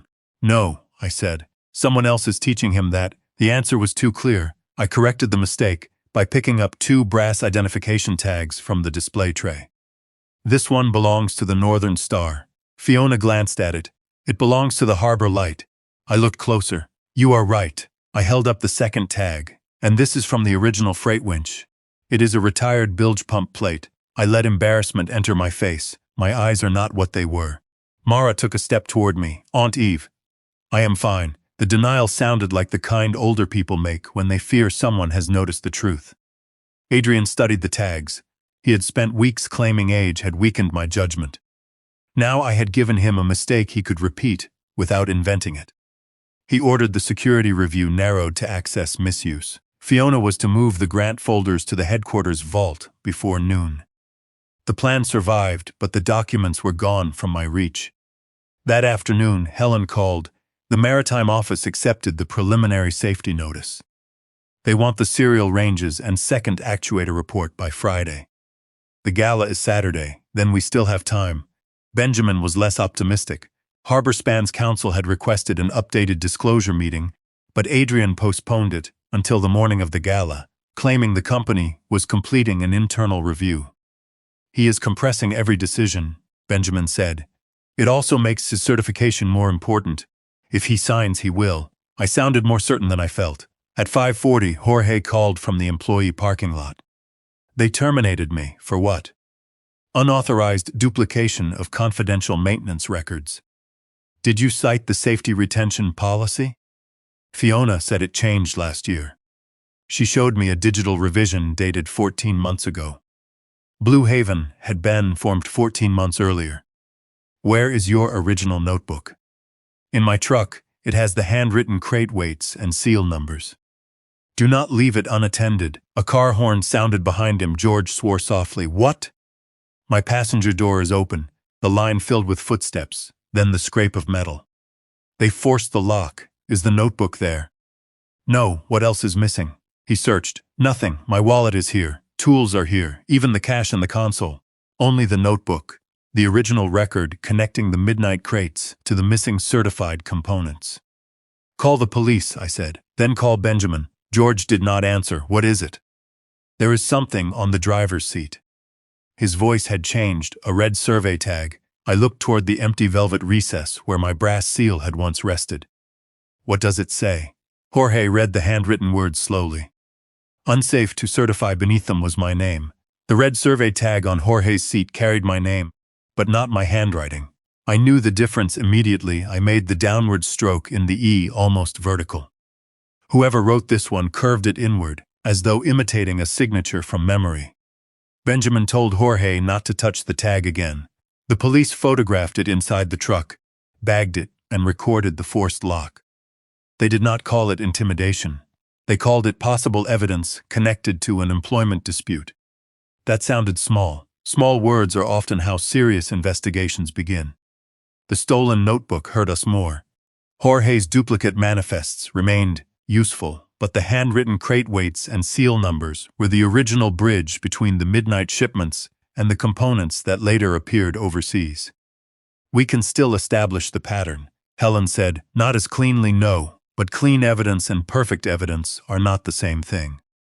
The following morning, Harborspan advanced the closing again. The gala would remain Saturday, but the shareholder vote and seller certifications would now occur Thursday evening during a private preview for board members, lenders, and island officials. Harborspan's directors were already traveling west and wanted the transaction completed before the public celebration. We had less than 60 hours, Benjamin called the Maritime Safety Office. The investigator assigned to the case was in Oregon inspecting a grounding. She could not reach Port Townsend before Friday afternoon. Can she order the vessels held remotely? I asked. Not on our preliminary submission alone, Benjamin said. The agency can demand records and schedule an inspection. It cannot treat every allegation as established before review. What if Adrian signs the seaworthiness certificate Thursday? Then his statement becomes evidence. It does not become an emergency response. The law was moving at the speed of law. Adrian was moving at the speed of fear. At noon, Mara's access to the restricted reserve system was suspended. The company announcement said she had taken temporary leave to focus on acquisition readiness and family health. In reality, Adrian moved finance approval to himself and Fiona. Mara called me from a payphone outside a grocery store. He took my laptop. Where are you? Not at home. Are you safe? For now. The answer was too careful. Come to Benjamin's office. I can't. Adrian told security I removed confidential transaction files. If I appear with you, he will say we planned this together. Did you remove them? No. A pause. I copied some. Where? I gave Lucas a key last month. She ended the call before I could ask more. Lucas arrived at Samuel's workshop 20 minutes later. He had been reassigned to warehouse inventory and was still wearing a yellow receiving vest over his apprentice coveralls. My mother texted me 3 words, he said. Blue drawer, keel bench. Samuel's old keel bench ran along the rear wall beneath a row of hand planes. One drawer had been painted blue decades earlier after Mara spilled marine enamel across the front. Lucas used the brass key taped inside his engineering notebook. The drawer contained no paper files. At the back sat an old maintenance tablet sealed inside a gray evidence sleeve from North Passage's internal audit department. The label showed that Mara had checked it out 6 weeks earlier to review grant invoices. She hid company equipment here, Lucas said. She preserved it. That depends on what is inside. He was right. We did not turn it on. Benjamin collected the tablet, photographed the seal, documented where Lucas found it, and delivered it to a licensed digital forensics examiner. Mara's credentials were not used. The examiner created a read-only image of the storage drive and preserved the original. Most of the tablet contained routine maintenance videos, invoice scans, and meeting recordings automatically saved before the company migrated to a new system. Then Helen found a folder labeled Steelering Review. The first video came from the engine room tablet aboard the Sound Grace. Fiona stood beside the replacement actuator with a mechanic named Caleb. The recording appeared to have begun automatically when the maintenance checklist opened. Fiona removed the new actuator's metal plate. Caleb asked, "Why are we changing the serial after receiving?" "Because the Blue Haven number is not in the vessel registry." "What number are we using?" "The retired core, the one from Alaska." Fiona looked toward the camera, but did not stop it. "That is what Adrian approved." She fastened the Arctic Dawn plate to the replacement housing. The footage did not prove Adrian knew the component was unsafe. It proved he approved a false identity. The second video was recorded 3 weeks later during a quality review meeting. Adrian sat across from Fiona. Mara was not present. Fiona placed a steering variance report on the table. "The feedback sensor drifted under load again," she said. "George wants the actuator removed." "How large was the error?" 4 degrees, then 6. "That is outside the supplier tolerance." "Yes." Adrian looked toward the report. "What happens if Harborspan sees it?" "They will require a fleet-wide inspection." "And the closing moves probably." He slid the report back to Fiona. "Classify it as calibration instability. Do not connect it to Blue Haven." "What about the inspection number?" Leave Evelyn's retired number on the certificate. Fiona hesitated. She has not inspected anything in 3 years, that is why it works. The room on the recording went silent. Adrian continued. If the defect becomes an issue after closing, it belongs to the legacy maintenance program. Harborspan bought the risk. We keep the schedule. Lucas reached forward and stopped the video. For several seconds, he stared at the dark screen. Until then, he had allowed himself to believe his father might have been careless, arrogant, or deliberately uninformed. Now Adrian's own voice had removed that refuge. Lucas looked at me. He knew the rudder was lying. Yes. And he left the ferry in service. Before I could answer, Benjamin's phone rang. Harborspan's council had sent the final Thursday schedule. Adrian's seaworthiness certification would be signed at 7:40 p.m. My shareholder vote would occur at 7:35, 5 minutes before his lie became permanent. Thursday evening was supposed to be a private preview. Adrian turned it into a victory ceremony. By 6 o'clock, the Port Townsend terminal looked as though the public centennial gala had arrived 2 days early. White lights ran along the loading gantries. Samuel's brass bell stood beneath a spotlight. Harborspan banners hung beside North Passage flags, and the Sound Grace rested at the dock with her wheelhouse illuminated above the crowd. Board members, lenders, island officials, selected employees, and local reporters filled the terminal. Adrian understood that witnesses could become pressure. He believed none of them could become evidence. I arrived wearing the dark blue suit Mara had chosen for Samuel's memorial. Lucas met me near the founder's exhibit. The test housing is in place, he said. Who has access? Helen, Benjamin, and me, and the readings. Visible on both monitors, nothing can be edited. He had not spoken to Adrian since watching the maintenance video. You do not have to stay, I said. Yes, I do. That is not an engineering answer. No, it is a family one. Across the terminal, Adrian greeted Harborspan's president as photographers recorded every handshake. Fiona stood beside the signing table, organizing 4 document packets. Mara was absent. Her name remained printed on the program as chief financial officer. Adrian told anyone who asked that she was resting after exhaustion. At 6:20, he found me beside Samuel's first route compass. You look tired, he said. I am. He adjusted the centennial pin on my lapel as though preparing an elderly relative for church. We shortened your remarks. He handed me the final speech. My references to safety and island service were gone. In their place were sentences about releasing control and trusting new leadership. Will you read it exactly? He asked. My eyes have been unreliable lately. His concern became almost tender. Take your time. No one expects perfection. He believed the mistakes I staged in the archive had become my identity. That is the danger of underestimating someone. Eventually, you stop checking whether the weakness is real. At 7, Harborspan's president praised Adrian for transforming North Passage into a modern regional network. Robert Hale called the acquisition the only responsible path to protect essential routes. Susan Kim thanked the crews.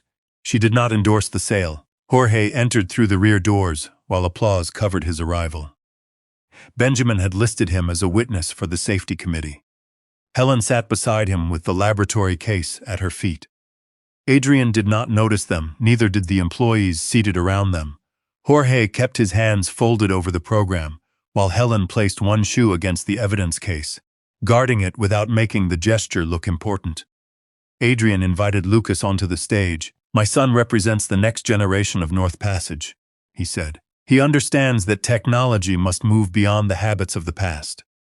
Lucas looked toward the Sound Grace. Technology still has to report where the rudder actually is. A few engineers nodded. Adrian's hand left his shoulder. That is precisely why we invest in modernization. Then my photograph filled the screen behind the stage. I was 31, standing beside Samuel on our first converted workboat. Samuel held a wrench in one hand and the original brass bell in the other. Adrian called me forward. Applause followed me to the stage. Some came from employees waiting for closing bonuses. Some came because people applaud an old woman walking carefully beneath bright lights. Adrian offered his arm. I accepted it. He leaned close. Ring it, smile, and stay away from the wheel. Nobody came to hear an old surveyor question the future. Through the wheelhouse glass, the helm sat centered. The rudder feedback needle rested 6 degrees to starboard. Adrian's seaworthiness certificate claimed the system had passed inspection that morning. I rang Samuel's bell once. The sound traveled through the terminal and out across the dark water. At the lectern, I unfolded Adrian's speech. My husband and I built North Passage because island communities deserved more than transportation, I began. They deserved a promise. I continued with the approved language about change, investment, and the next generation.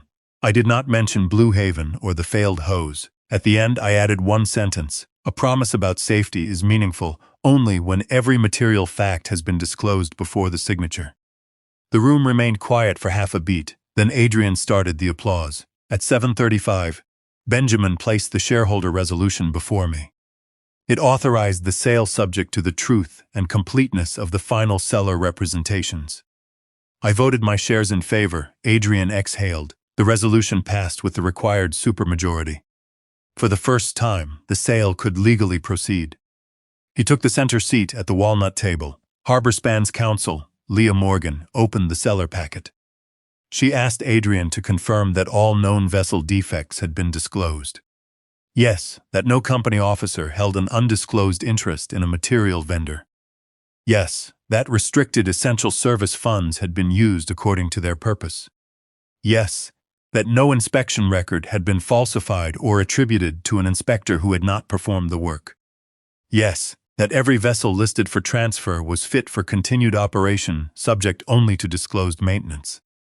Yes, Lee paused. Do you wish to amend any answer before signing? No. Adrian signed each certification. He signed the vendor disclosure, the grant representation, and the seaworthiness statement. Finally, he signed the agreement that would release his $6 million success fee after Harborspan executed its own packet. Fiona witnessed the signatures. The documents passed to Leah. Adrian looked toward the cameras with the satisfaction of a man who believed the final line had been crossed behind him. Lee read the sentence beneath my vote. Then she looked through the wheelhouse glass at the off-center rudder needle. She closed Harborspan's unsigned packet. Before the buyer executes, she said, North Passage has one remaining safety presentation. Adrian's smile disappeared. Lee turned toward me. Mrs. Mercer, would you show us where the rudder actually is? Leah Morgan's question changed the room. Until that moment, Adrian still believed the delay was procedural. Then Lucas rolled the transparent test housing onto the stage. The certified feedback unit sat on the left. The Blue Haven assembly sat on the right. Both were linked to the same control wheel, the same power source, and the same marked reference shaft. Behind them, the terminal screen divided into 3 live images. The first showed the test housing. The second showed the sound grace wheelhouse. The third showed the physical rudder indicator mounted inside the secured steering compartment. No passengers were aboard. Both engines were shut down. Helen walked to the microphone carrying the laboratory case. Adrian rose from the signing table. This is not an authorized operational test. Susan Kim answered from the front row. It was authorized by the Board Safety Committee. You do not have authority to interfere with a vessel during closing. The vessel is not operating. Leah placed one hand over Harborspan's unsigned packet. Mr. Cole, the buyer, will review the presentation. Adrian looked toward Robert Hale, expecting support. Robert did not meet his eyes. Lucas checked the camera feeds. The system is live, he said. No recorded footage, no adjusted readings. I joined him beside the control wheel for a steering system to be trusted. I told the room, the wheelhouse must know where the rudder truly is. Not where the software expects it to be, not where a certificate claims it is. Adrian stepped closer. You are comparing a warehouse component to a vessel system after manipulating the test conditions. Helen opened the evidence case. The conditions were defined by the certified laboratory, not Evelyn. She displayed the independent reports from both hose tests and the Blue Haven actuator evaluation. The hose failed twice at less than 1/4 of its certified burst rating, Helen said. The actuator's feedback sensor drifted under heat and vibration. At full simulated load, it reported neutral while the shaft remained 4 to 6 degrees off-center. A Harborspan engineer stood. Was the unit altered before testing? No. Its North Passage receiving seal was intact when transferred under board authority. Who witnessed opening? Representatives of the safety committee, the laboratory, and company council. Adrian turned toward Leah. One failed hose and one warehouse unit do not establish a fleet defect. That is why we are looking at the vessel, I said. Lucas rotated the control wheel 10 degrees to port. Inside the transparent housing, both assemblies moved with the reference shaft. The wheelhouse monitor on the sound brace showed 10 degrees. The physical rudder indicator showed 10 degrees. Lucas returned the wheel to center. The certified unit returned to 0. The Blue Haven unit stopped at 3 degrees. On the sound brace, the wheelhouse screen displayed neutral. The physical rudder indicator remained 6 degrees to starboard. The same disagreement, the same lie. A low murmur moved through the terminal. Adrian raised his voice. That vessel was taken out of calibration for this demonstration. Captain Ross stood beside Jorge. No one touched the calibration after the morning test. Then the mechanical indicator is wrong. George answered. It was verified manually before the presentation. Adrian pointed toward him. You were terminated for violating company policy. I was terminated after preserving maintenance records. Records you copied without authorization. Records my position required me to retain. Benjamin handed Leah the duplicate manifests. Each page carried a vessel number, component serial, shipment weight, and stated recycler. Jorge explained the missing loads, the midnight crates, and the genuine actuator later listed by the Rotterdam broker. Adrian called the broker photograph inconclusive. Lee enlarged the serial plate. The number matched the actuator removed from the sound brace. Lucas then opened the maintenance timeline. The replacement assembly entered North Passage, receiving at 3:18 p.m. on September 9th, he said. The next screen showed Fiona's inspection certificate. It was recorded as pressure tested, installed, and fully calibrated at 11:42 that morning. One of the harbor span engineers leaned forward. That is almost 4 hours before delivery. Yes. Lucas displayed 6 more component files. Each had completed inspection before the supplier truck reached the gate. One had supposedly passed a vibration test, 2 days before Blue Haven issued the invoice. Adrian moved away from the signing table. Lucas is an apprentice. He does not understand how migrated timestamps appear in the new system. I understand time order, Lucas said. Fiona stepped toward him. Those reports were imported from batch templates. Then why do the templates carry Evelyn's retired surveyor number? Fiona stopped. I looked toward Adrian. Your seller certification states that no inspection record was falsely attributed. He faced Leah. This proves errors in Fiona's quality department. It does not prove executive knowledge. Helen placed the video tablet beside Lucas. Would you like to amend that answer? Adrian's attention fixed on the device. For the first time, he understood that we possessed more than physical test results. He changed direction. Evelyn designed the legacy maintenance program. Her seal, her numbering system, and her staff created these vulnerabilities. She has spent weeks manipulating frightened employees because she cannot accept losing control. I let him finish. The microphones carried every word. Lee opened his signed certification. Mr. Cole, are you withdrawing your statements regarding known defects, supplier conflicts, restricted funds, or inspection records? No. After seeing this test, this demonstration is misleading. Then you maintain that your certifications remain accurate. Yes. The answer settled over the terminal. A direct statement made after the mechanism had shown its error in public. Adrian denied each layer separately, as though enough small denials could prevent them from becoming one truth. Then the rear terminal doors opened. Mara stood beneath the Centennial banner. She carried the original restricted reserve packet in both hands. Adrian turned toward her. Mara, you should not be here. She walked to the stage without slowing. When she reached the signing table, she placed the packet beside his $6 million fee agreement. The signatures releasing the reserve are mine, she said.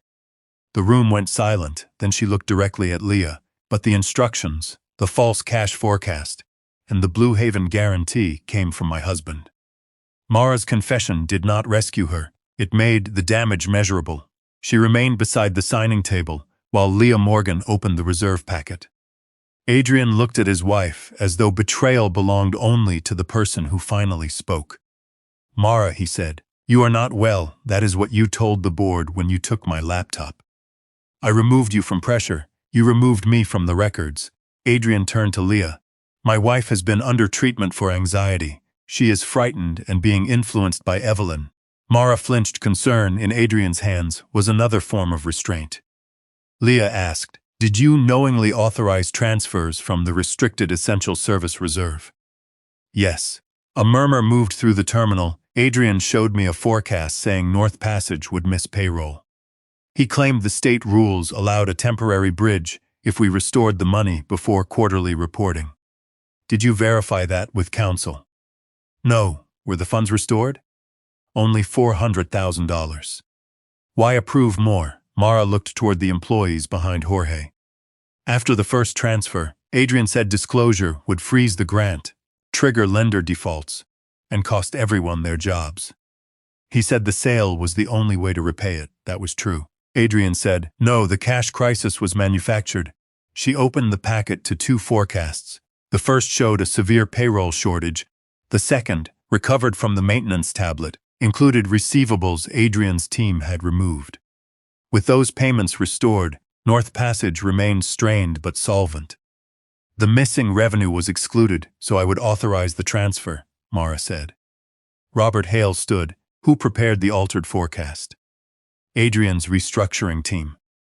Fiona uploaded it. Adrian pointed at Mara. She signed every release. She controlled finance.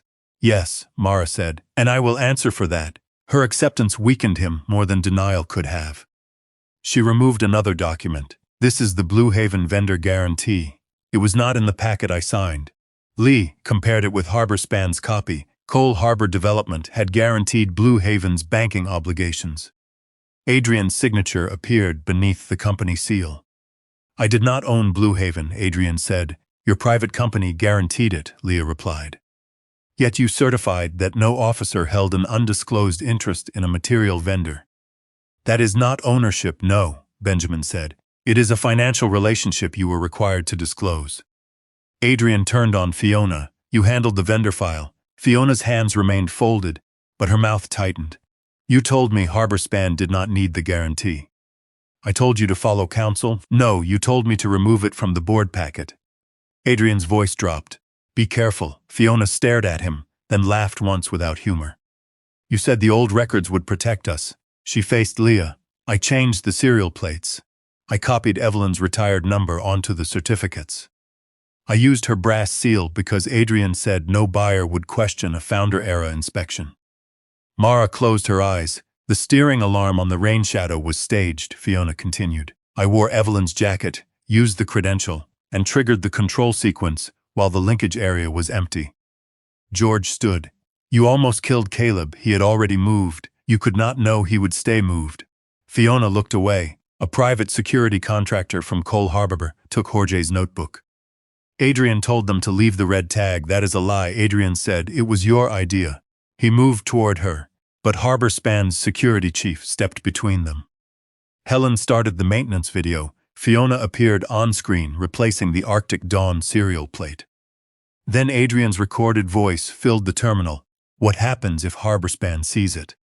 They will require a fleet-wide inspection. And the closing moves, the recording continued through his order to classify the steering drift as calibration instability. Then came the sentence no explanation could soften. Leave Evelyn's retired number on the certificate. If the defect becomes an issue after closing, it belongs to the legacy maintenance program.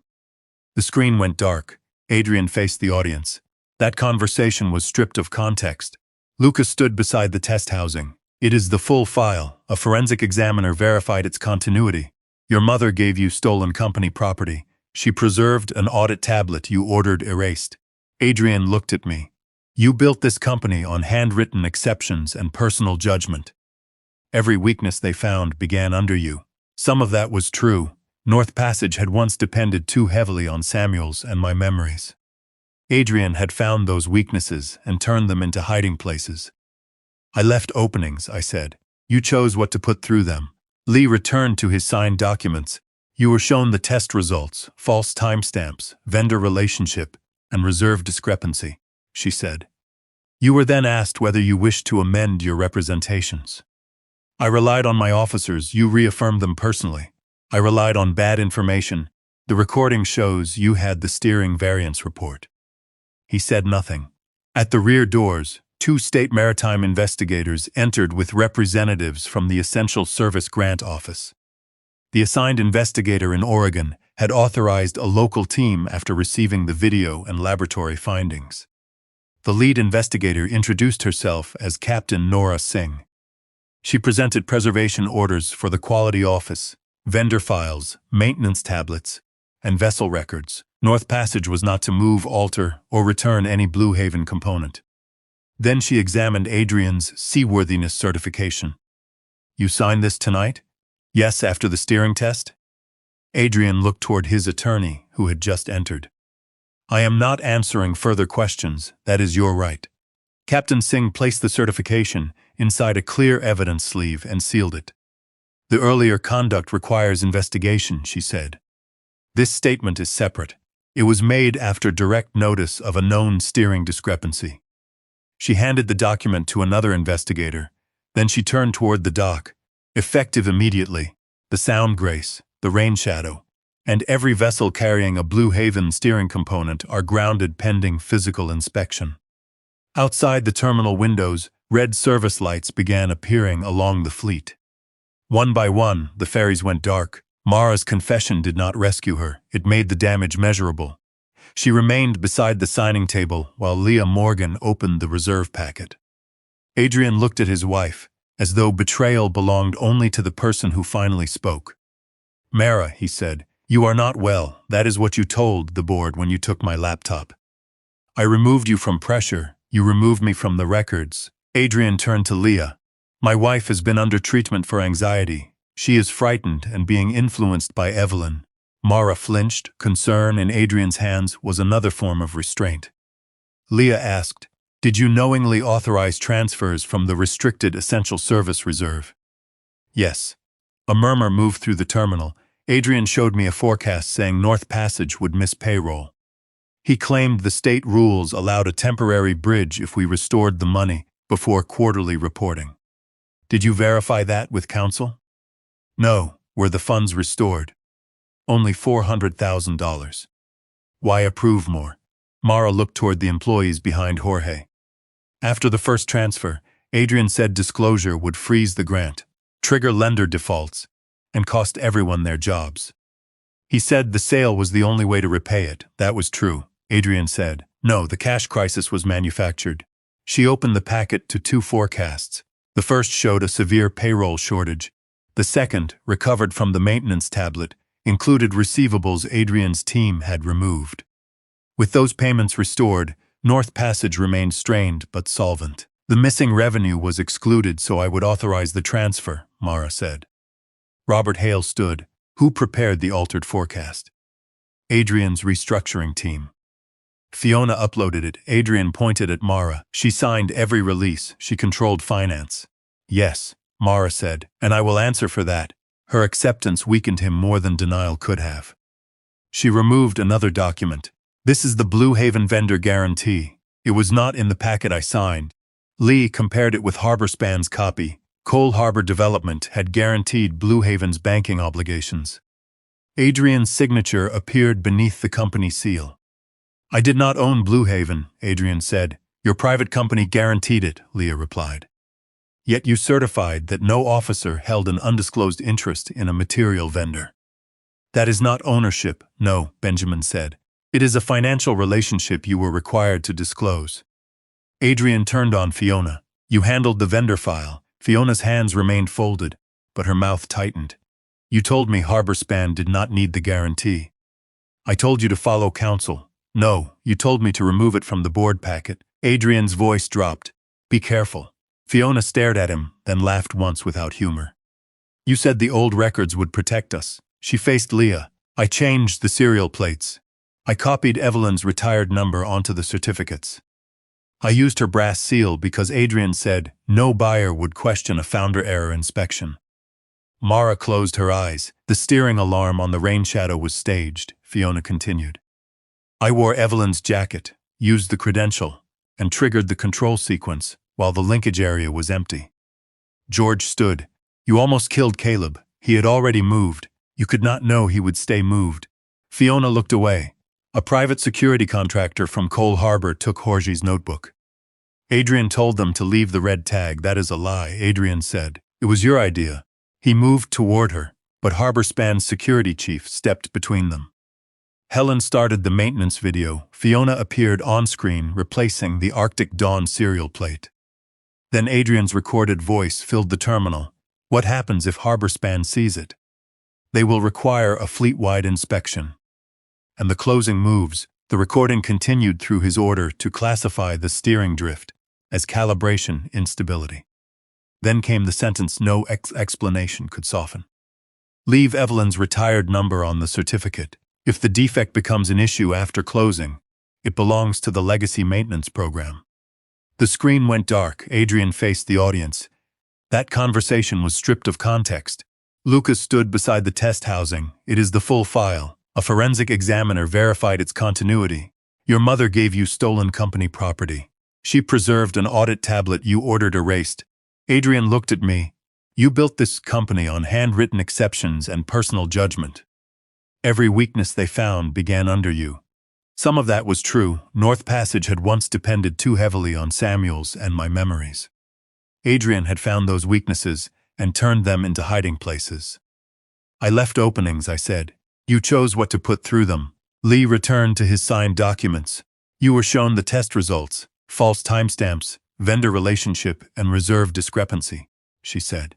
You were then asked whether you wished to amend your representations. I relied on my officers. You reaffirmed them personally. I relied on bad information.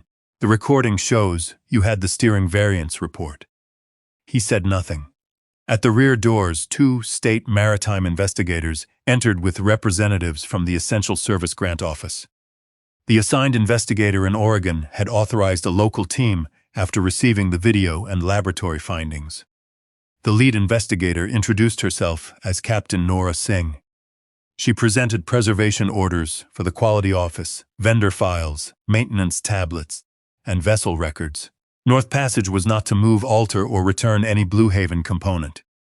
Then she examined Adrian's seaworthiness certification. You signed this tonight? Yes, after the steering test? Adrian looked toward his attorney, who had just entered. I am not answering further questions. That is your right. Captain Singh placed the certification inside a clear evidence sleeve and sealed it. The earlier conduct requires investigation, she said. This statement is separate. It was made after direct notice of a known steering discrepancy. She handed the document to another investigator, then she turned toward the dock. Effective immediately, the Sound Grace, the Rain Shadow, and every vessel carrying a Blue Haven steering component are grounded pending physical inspection. Outside the terminal windows, red service lights began appearing along the fleet. One by one, the ferries went dark. Mara's confession did not rescue her. It made the damage measurable. She remained beside the signing table, while Leah Morgan opened the reserve packet. Adrian looked at his wife as though betrayal belonged only to the person who finally spoke. Mara, he said, you are not well. That is what you told the board when you took my laptop. I removed you from pressure. You removed me from the records. Adrian turned to Leah. My wife has been under treatment for anxiety. She is frightened and being influenced by Evelyn.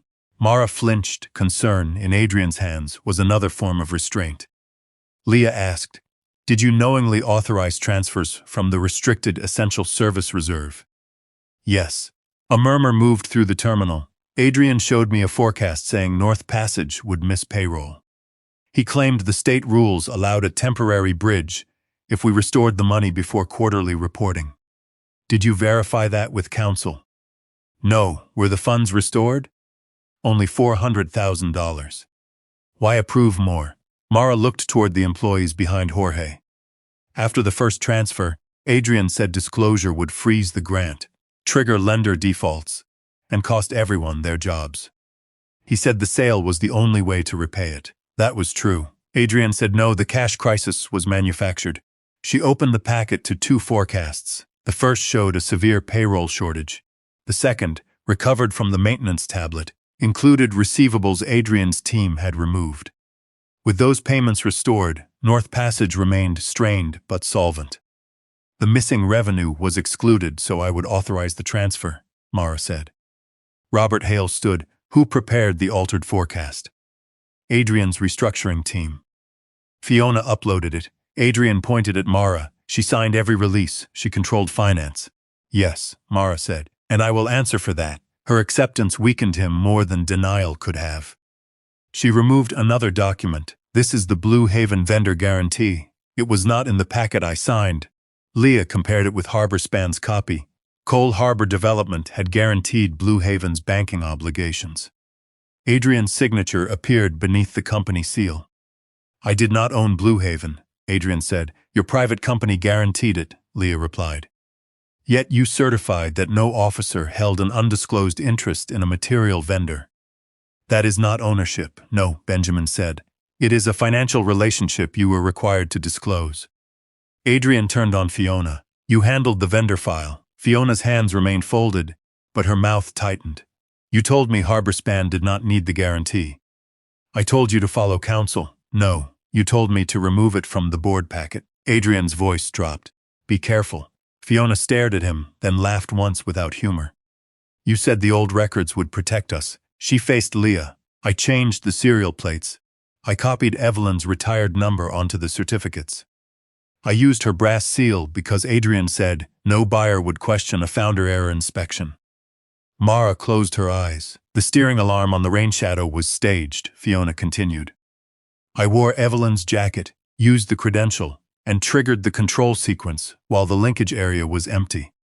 George stood. You almost killed Caleb. He had already moved. You could not know he would stay moved. Fiona looked away. A private security contractor from Cole Harbor took Jorge's notebook. Adrian told them to leave the red tag. That is a lie. Adrian said it was your idea. He moved toward her, but HarborSpan's security chief stepped between them. Helen started the maintenance video. Fiona appeared on screen, replacing the Arctic Dawn serial plate. Then Adrian's recorded voice filled the terminal. What happens if HarborSpan sees it? They will require a fleet-wide inspection. And the closing moves. The recording continued through his order to classify the steering drift as calibration instability. Then came the sentence no explanation could soften. Leave Evelyn's retired number on the certificate. If the defect becomes an issue after closing, it belongs to the legacy maintenance program. The screen went dark. Adrian faced the audience. That conversation was stripped of context. Lucas stood beside the test housing. It is the full file. A forensic examiner verified its continuity. Your mother gave you stolen company property. She preserved an audit tablet you ordered erased. Adrian looked at me. You built this company on handwritten exceptions and personal judgment. Every weakness they found began under you. Some of that was true. North Passage had once depended too heavily on Samuel's and my memories. Adrian had found those weaknesses and turned them into hiding places. I left openings, I said. You chose what to put through them. Lee returned to his signed documents. You were shown the test results, false timestamps, vendor relationship, and reserve discrepancy, she said. You were then asked whether you wished to amend your representations. I relied on my officers. You reaffirmed them personally. I relied on bad information. The recording shows you had the steering variance report. He said nothing. At the rear doors, 2 state maritime investigators entered with representatives from the Essential Service Grant Office. The assigned investigator in Oregon had authorized a local team after receiving the video and laboratory findings. The lead investigator introduced herself as Captain Nora Singh.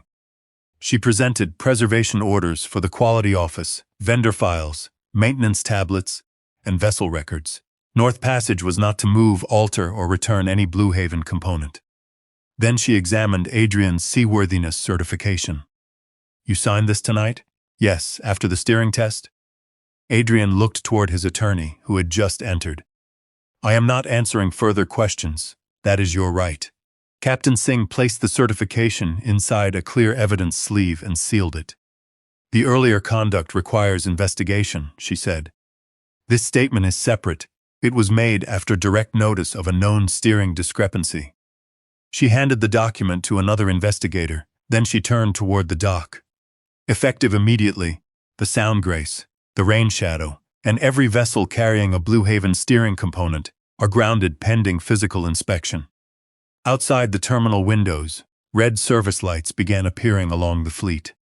One by one, the ferries went dark. The ferries went dark one by one. For the island communities, that was not a symbol. It was a missed dialysis appointment, a grocery truck held overnight, a school team stranded on the wrong shore, and an ambulance dispatcher recalculating every emergency route across the water. By midnight, North Passage had only 2 vessels cleared for limited service. Neither could carry the company's full freight demand. The state arranged temporary passenger boats, but they lacked vehicle decks. Medical transports had to travel farther south or use helicopters when weather allowed. Adrian had spent months claiming that any delay to the sale would endanger essential service. In the end, his shortcuts caused the disruption he had used to frighten everyone. HarborSpan suspended the acquisition before the investigators finished sealing the quality office. By the following afternoon, its board terminated the agreement and demanded reimbursement for legal, inspection, and due diligence costs. Adrian's $6 million success fee disappeared. He was placed on administrative leave with no access to North Passage property, accounts, vessels, or employees. Fiona received the same order. Their phones and company laptops were collected under the preservation notices. Neither was arrested at the terminal. Consequences rarely arrive as cleanly as ceremonies. Adrian left through a side door with an attorney, while reporters shouted questions from behind the security barrier. He kept his face lowered and one hand over his coat pocket, as though he could still protect something by refusing to be photographed. 3 weeks later, prosecutors filed charges involving wire fraud, falsification of vessel records, restricted grant misuse, conspiracy, and attempted acquisition fraud.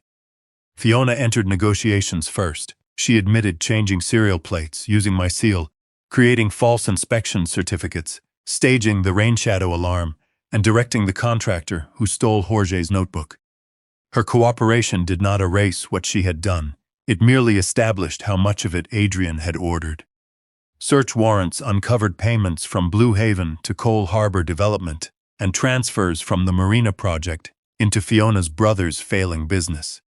Investigators also found drafts of post-sale employment agreements promising her the position of vice president for fleet integration. Adrian blamed her, then he blamed Mara, then he blamed the undocumented habits Samuel and I had allowed during North Passage's early years. Each explanation contained one fragment of truth and one larger refusal. He never said, "I knew the steering reading was false, and I left the vessel in service." The recording said it for him. Mara faced her own investigation. She had not created Blue Haven or ordered counterfeit parts, but she had authorized repeated transfers from a restricted public service reserve after the first repayment failed. She had signed reports that implied the money remained available. Her cooperation agreement required full disclosure, testimony, repayment where possible, and permanent surrender of her financial authority inside North Passage. The board terminated her as chief financial officer. She came to Samuel's workshop the evening after the vote. The benches had been cleared for investigators, and pale rectangles remained where his old tools had once hung. "I thought telling them everything would make me feel less guilty," she said. "Truth is not a cleaning solvent." She looked toward the harbor. "Do you hate me?" "No. Do you forgive me?" "Not yet." Her mouth tightened, but she nodded. "I deserve that. Punishment and repair are not the same thing. What am I supposed to repair? The company? The grant? Lucas? All of it, if they let you. But not by asking them to pretend it never happened." She sat on Samuel's stool. "I believed Adrian because he made every bad choice sound temporary. I believed I could raise you by providing enough stability to replace the time I did not give you. That is different. Not as different as I would like." For the first time since the gala, she looked directly at me. No reconciliation followed, no embrace solved 40 years in one evening. She left with my answer still unfinished between us. George returned as chief engineer with back pay. When the board offered him a public commendation, he refused. "Repair the vessels," he said, "then thank the crews." Helen led the component inspections. Blue Haven parts appeared on 4 vessels, not 3. 2 steering actuators, 11 hoses, 3 emergency pumps, and 6 feedback units had to be removed. No passenger had been injured, I repeated that sentence whenever the repair estimates arrived. No passenger had been injured, but luck was not a safety program, and relief did not cancel responsibility. The full cost of grounding, repairs, replacement service, legal work, and grant restoration exceeded $7 million. Insurance disputed coverage because senior executives had acted intentionally. Lenders froze new credit until North Passage adopted independent safety controls. The company could repair the fleet or restore the restricted fund immediately. It could not do both. I still owned 38% of North Passage, but ownership in a grounded ferry company was not the same as cash. I sold part of my shares to an employee and community trust being formed under the temporary board. It was not enough. The remaining asset belonged to Samuel and me alone. Second Light was a 34-foot wooden sailboat he had built over 9 winters in the workshop behind our house. Every plank had been shaped by hand. Mara learned to tie knots on her deck. Lucas had taken his first turn at a helm there. Samuel and I had planned to sail north after retirement. We made only one trip before his illness. Selling her felt like selling the future we had postponed until it no longer existed. That was why I knew the choice belonged to me. The restricted reserve had been protected by the Mercer name. It had been emptied beneath the same name. Employees and island residents should not pay because my family had mistaken control for stewardship. I sold Second Light to a wooden boat foundation in Anacortes. The foundation agreed to preserve her design, maintain her under Samuel's name, and use her to train apprentices. The proceeds, combined with my share sale and temporary state financing, restored the essential service reserve and funded the first phase of repairs.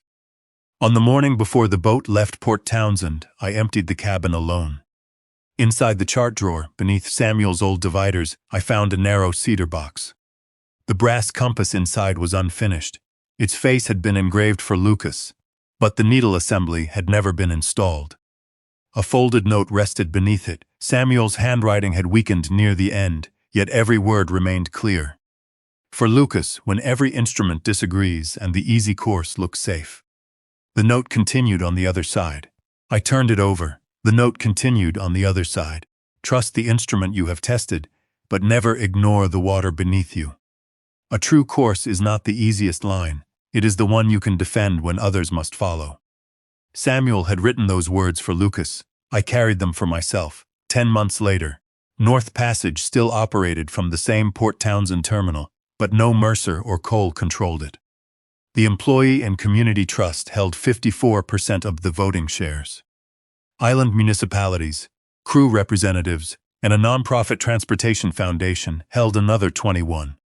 The remaining shares belonged to private investors, including the non-voting interest I kept. I held no executive title, no permanent board seat, no authority to order a vessel away from the dock. That was intentional. For most of my life, I believed responsibility meant keeping control in capable hands. I had never considered that the hands might become less capable, because no one was allowed to challenge them. North Passage's new bylaws gave the Independent Safety Committee authority to ground any vessel without approval from finance or executive management. All steering, propulsion, and emergency control certifications required 2 qualified signatures. Physical component records were stored separately from digital files, and no vendor could be approved by anyone with a financial relationship to it. Helen chaired the safety committee. She accepted only after the board agreed that her decisions could not be overruled by a chief executive. I am too old to attend meetings where people confuse inconvenience with risk, she said. Jorge became director of engineering apprenticeships, although he kept his old chief engineer's locker and refused the larger office offered to him.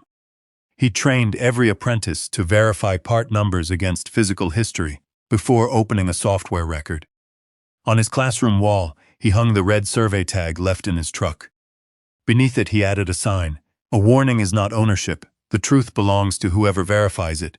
Lucas completed the first stage of his marine engineering license.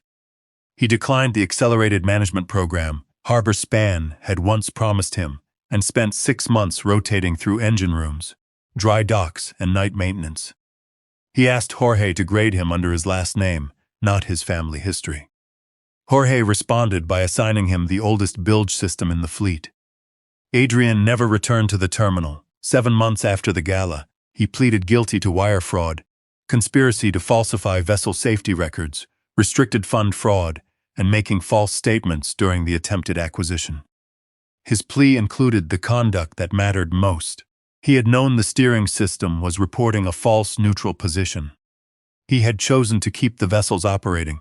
He received a federal prison sentence, restitution obligations, and a permanent prohibition against serving as an officer of a regulated transportation company. Fiona also pleaded guilty. Her cooperation reduced her sentence, but not to absence. She had staged a dangerous failure, falsified records, and helped turn my name into cover for defects she understood. Mara was not imprisoned. Her cooperation, the evidence showing Adrian manipulated the cash forecasts, and her decision to preserve the audit tablet mattered. So did the fact that she signed repeated reserve transfers after the first repayment failed. She received probation, financial penalties, and a prohibition against controlling restricted public funds. North Passage recovered part of the money through asset sales and insurance litigation. Mara entered a repayment agreement for the portion attributed to her decisions. She found work as a bookkeeper for a boat repair cooperative in Sequim. No executive office, no assistants, no authority to move money without another person reviewing it. At first, she believed that was humiliation. Later, she told me it was relief. We did not become a family again at the sentencing hearing. We began with breakfast every other Sunday. For the first 3 months, Lucas was the only safe subject between us. After that, we spoke about Samuel, then the company, then the night of her school play. I waited until the custodian locked the auditorium, she said. No, you knew I was disappointed. You did not know I waited. She was right. I kept thinking you would come around the corner, she continued. Every car made me stand up. I could not repair that evening. Apology does not travel backward. I am sorry I taught you that being needed elsewhere excused not being there, I said. She looked down at her coffee, and I am sorry I used that hurt to excuse what I signed. Neither statement canceled the other. That was why they mattered. In October, the Sound Grace completed her final recertification. Every Blue Haven component had been removed. Her steering system received a new actuator, new hoses, independent load tests, and a physical indicator visible from the inspection station. The first resumed island crossing was scheduled for sunrise. I arrived as a passenger. Lucas waited in the wheelhouse with the cedar compass box from Second Light. Over the previous winter, he had machined a needle pivot, balanced the card, and restored the brass housing Samuel left unfinished. He asked me to inspect it. I am retired, I said. You are still allowed to look. That distinction made me smile. We placed the compass beside the vessel's certified instrument and waited while the heading settled. Both needles agreed. Captain Ross centered the helm. The wheelhouse indicator read 0. Below us, Jorge confirmed the rudder was physically centered. Lucas watched all 3 readings before signing his apprentice verification. No one asked him to trust the screen alone. Passengers boarded behind us. An island medical van rolled onto the vehicle deck, followed by grocery trucks, school staff, and families carrying coffee into the cold morning. Ordinary cargo, that was the point. Before departure, the new board chair asked whether I would ring Samuel's brass bell. I stood beside the rail as the lines were released. 10 months earlier, I had rung that bell while a false needle pointed 6 degrees away from the truth. This time, the helm, rudder, and compass agreed. I rang at once. The Sound Grace moved into the Sound. Her bow entered the pale morning light, and behind us the wake formed one clean line across the water. A legacy is not the vessel carrying your name. It is the course people choose when they are finally free to correct yours. If Evelyn's story stayed with you, share where you listened from and subscribe for more stories about family, dignity, and justice earned through patience.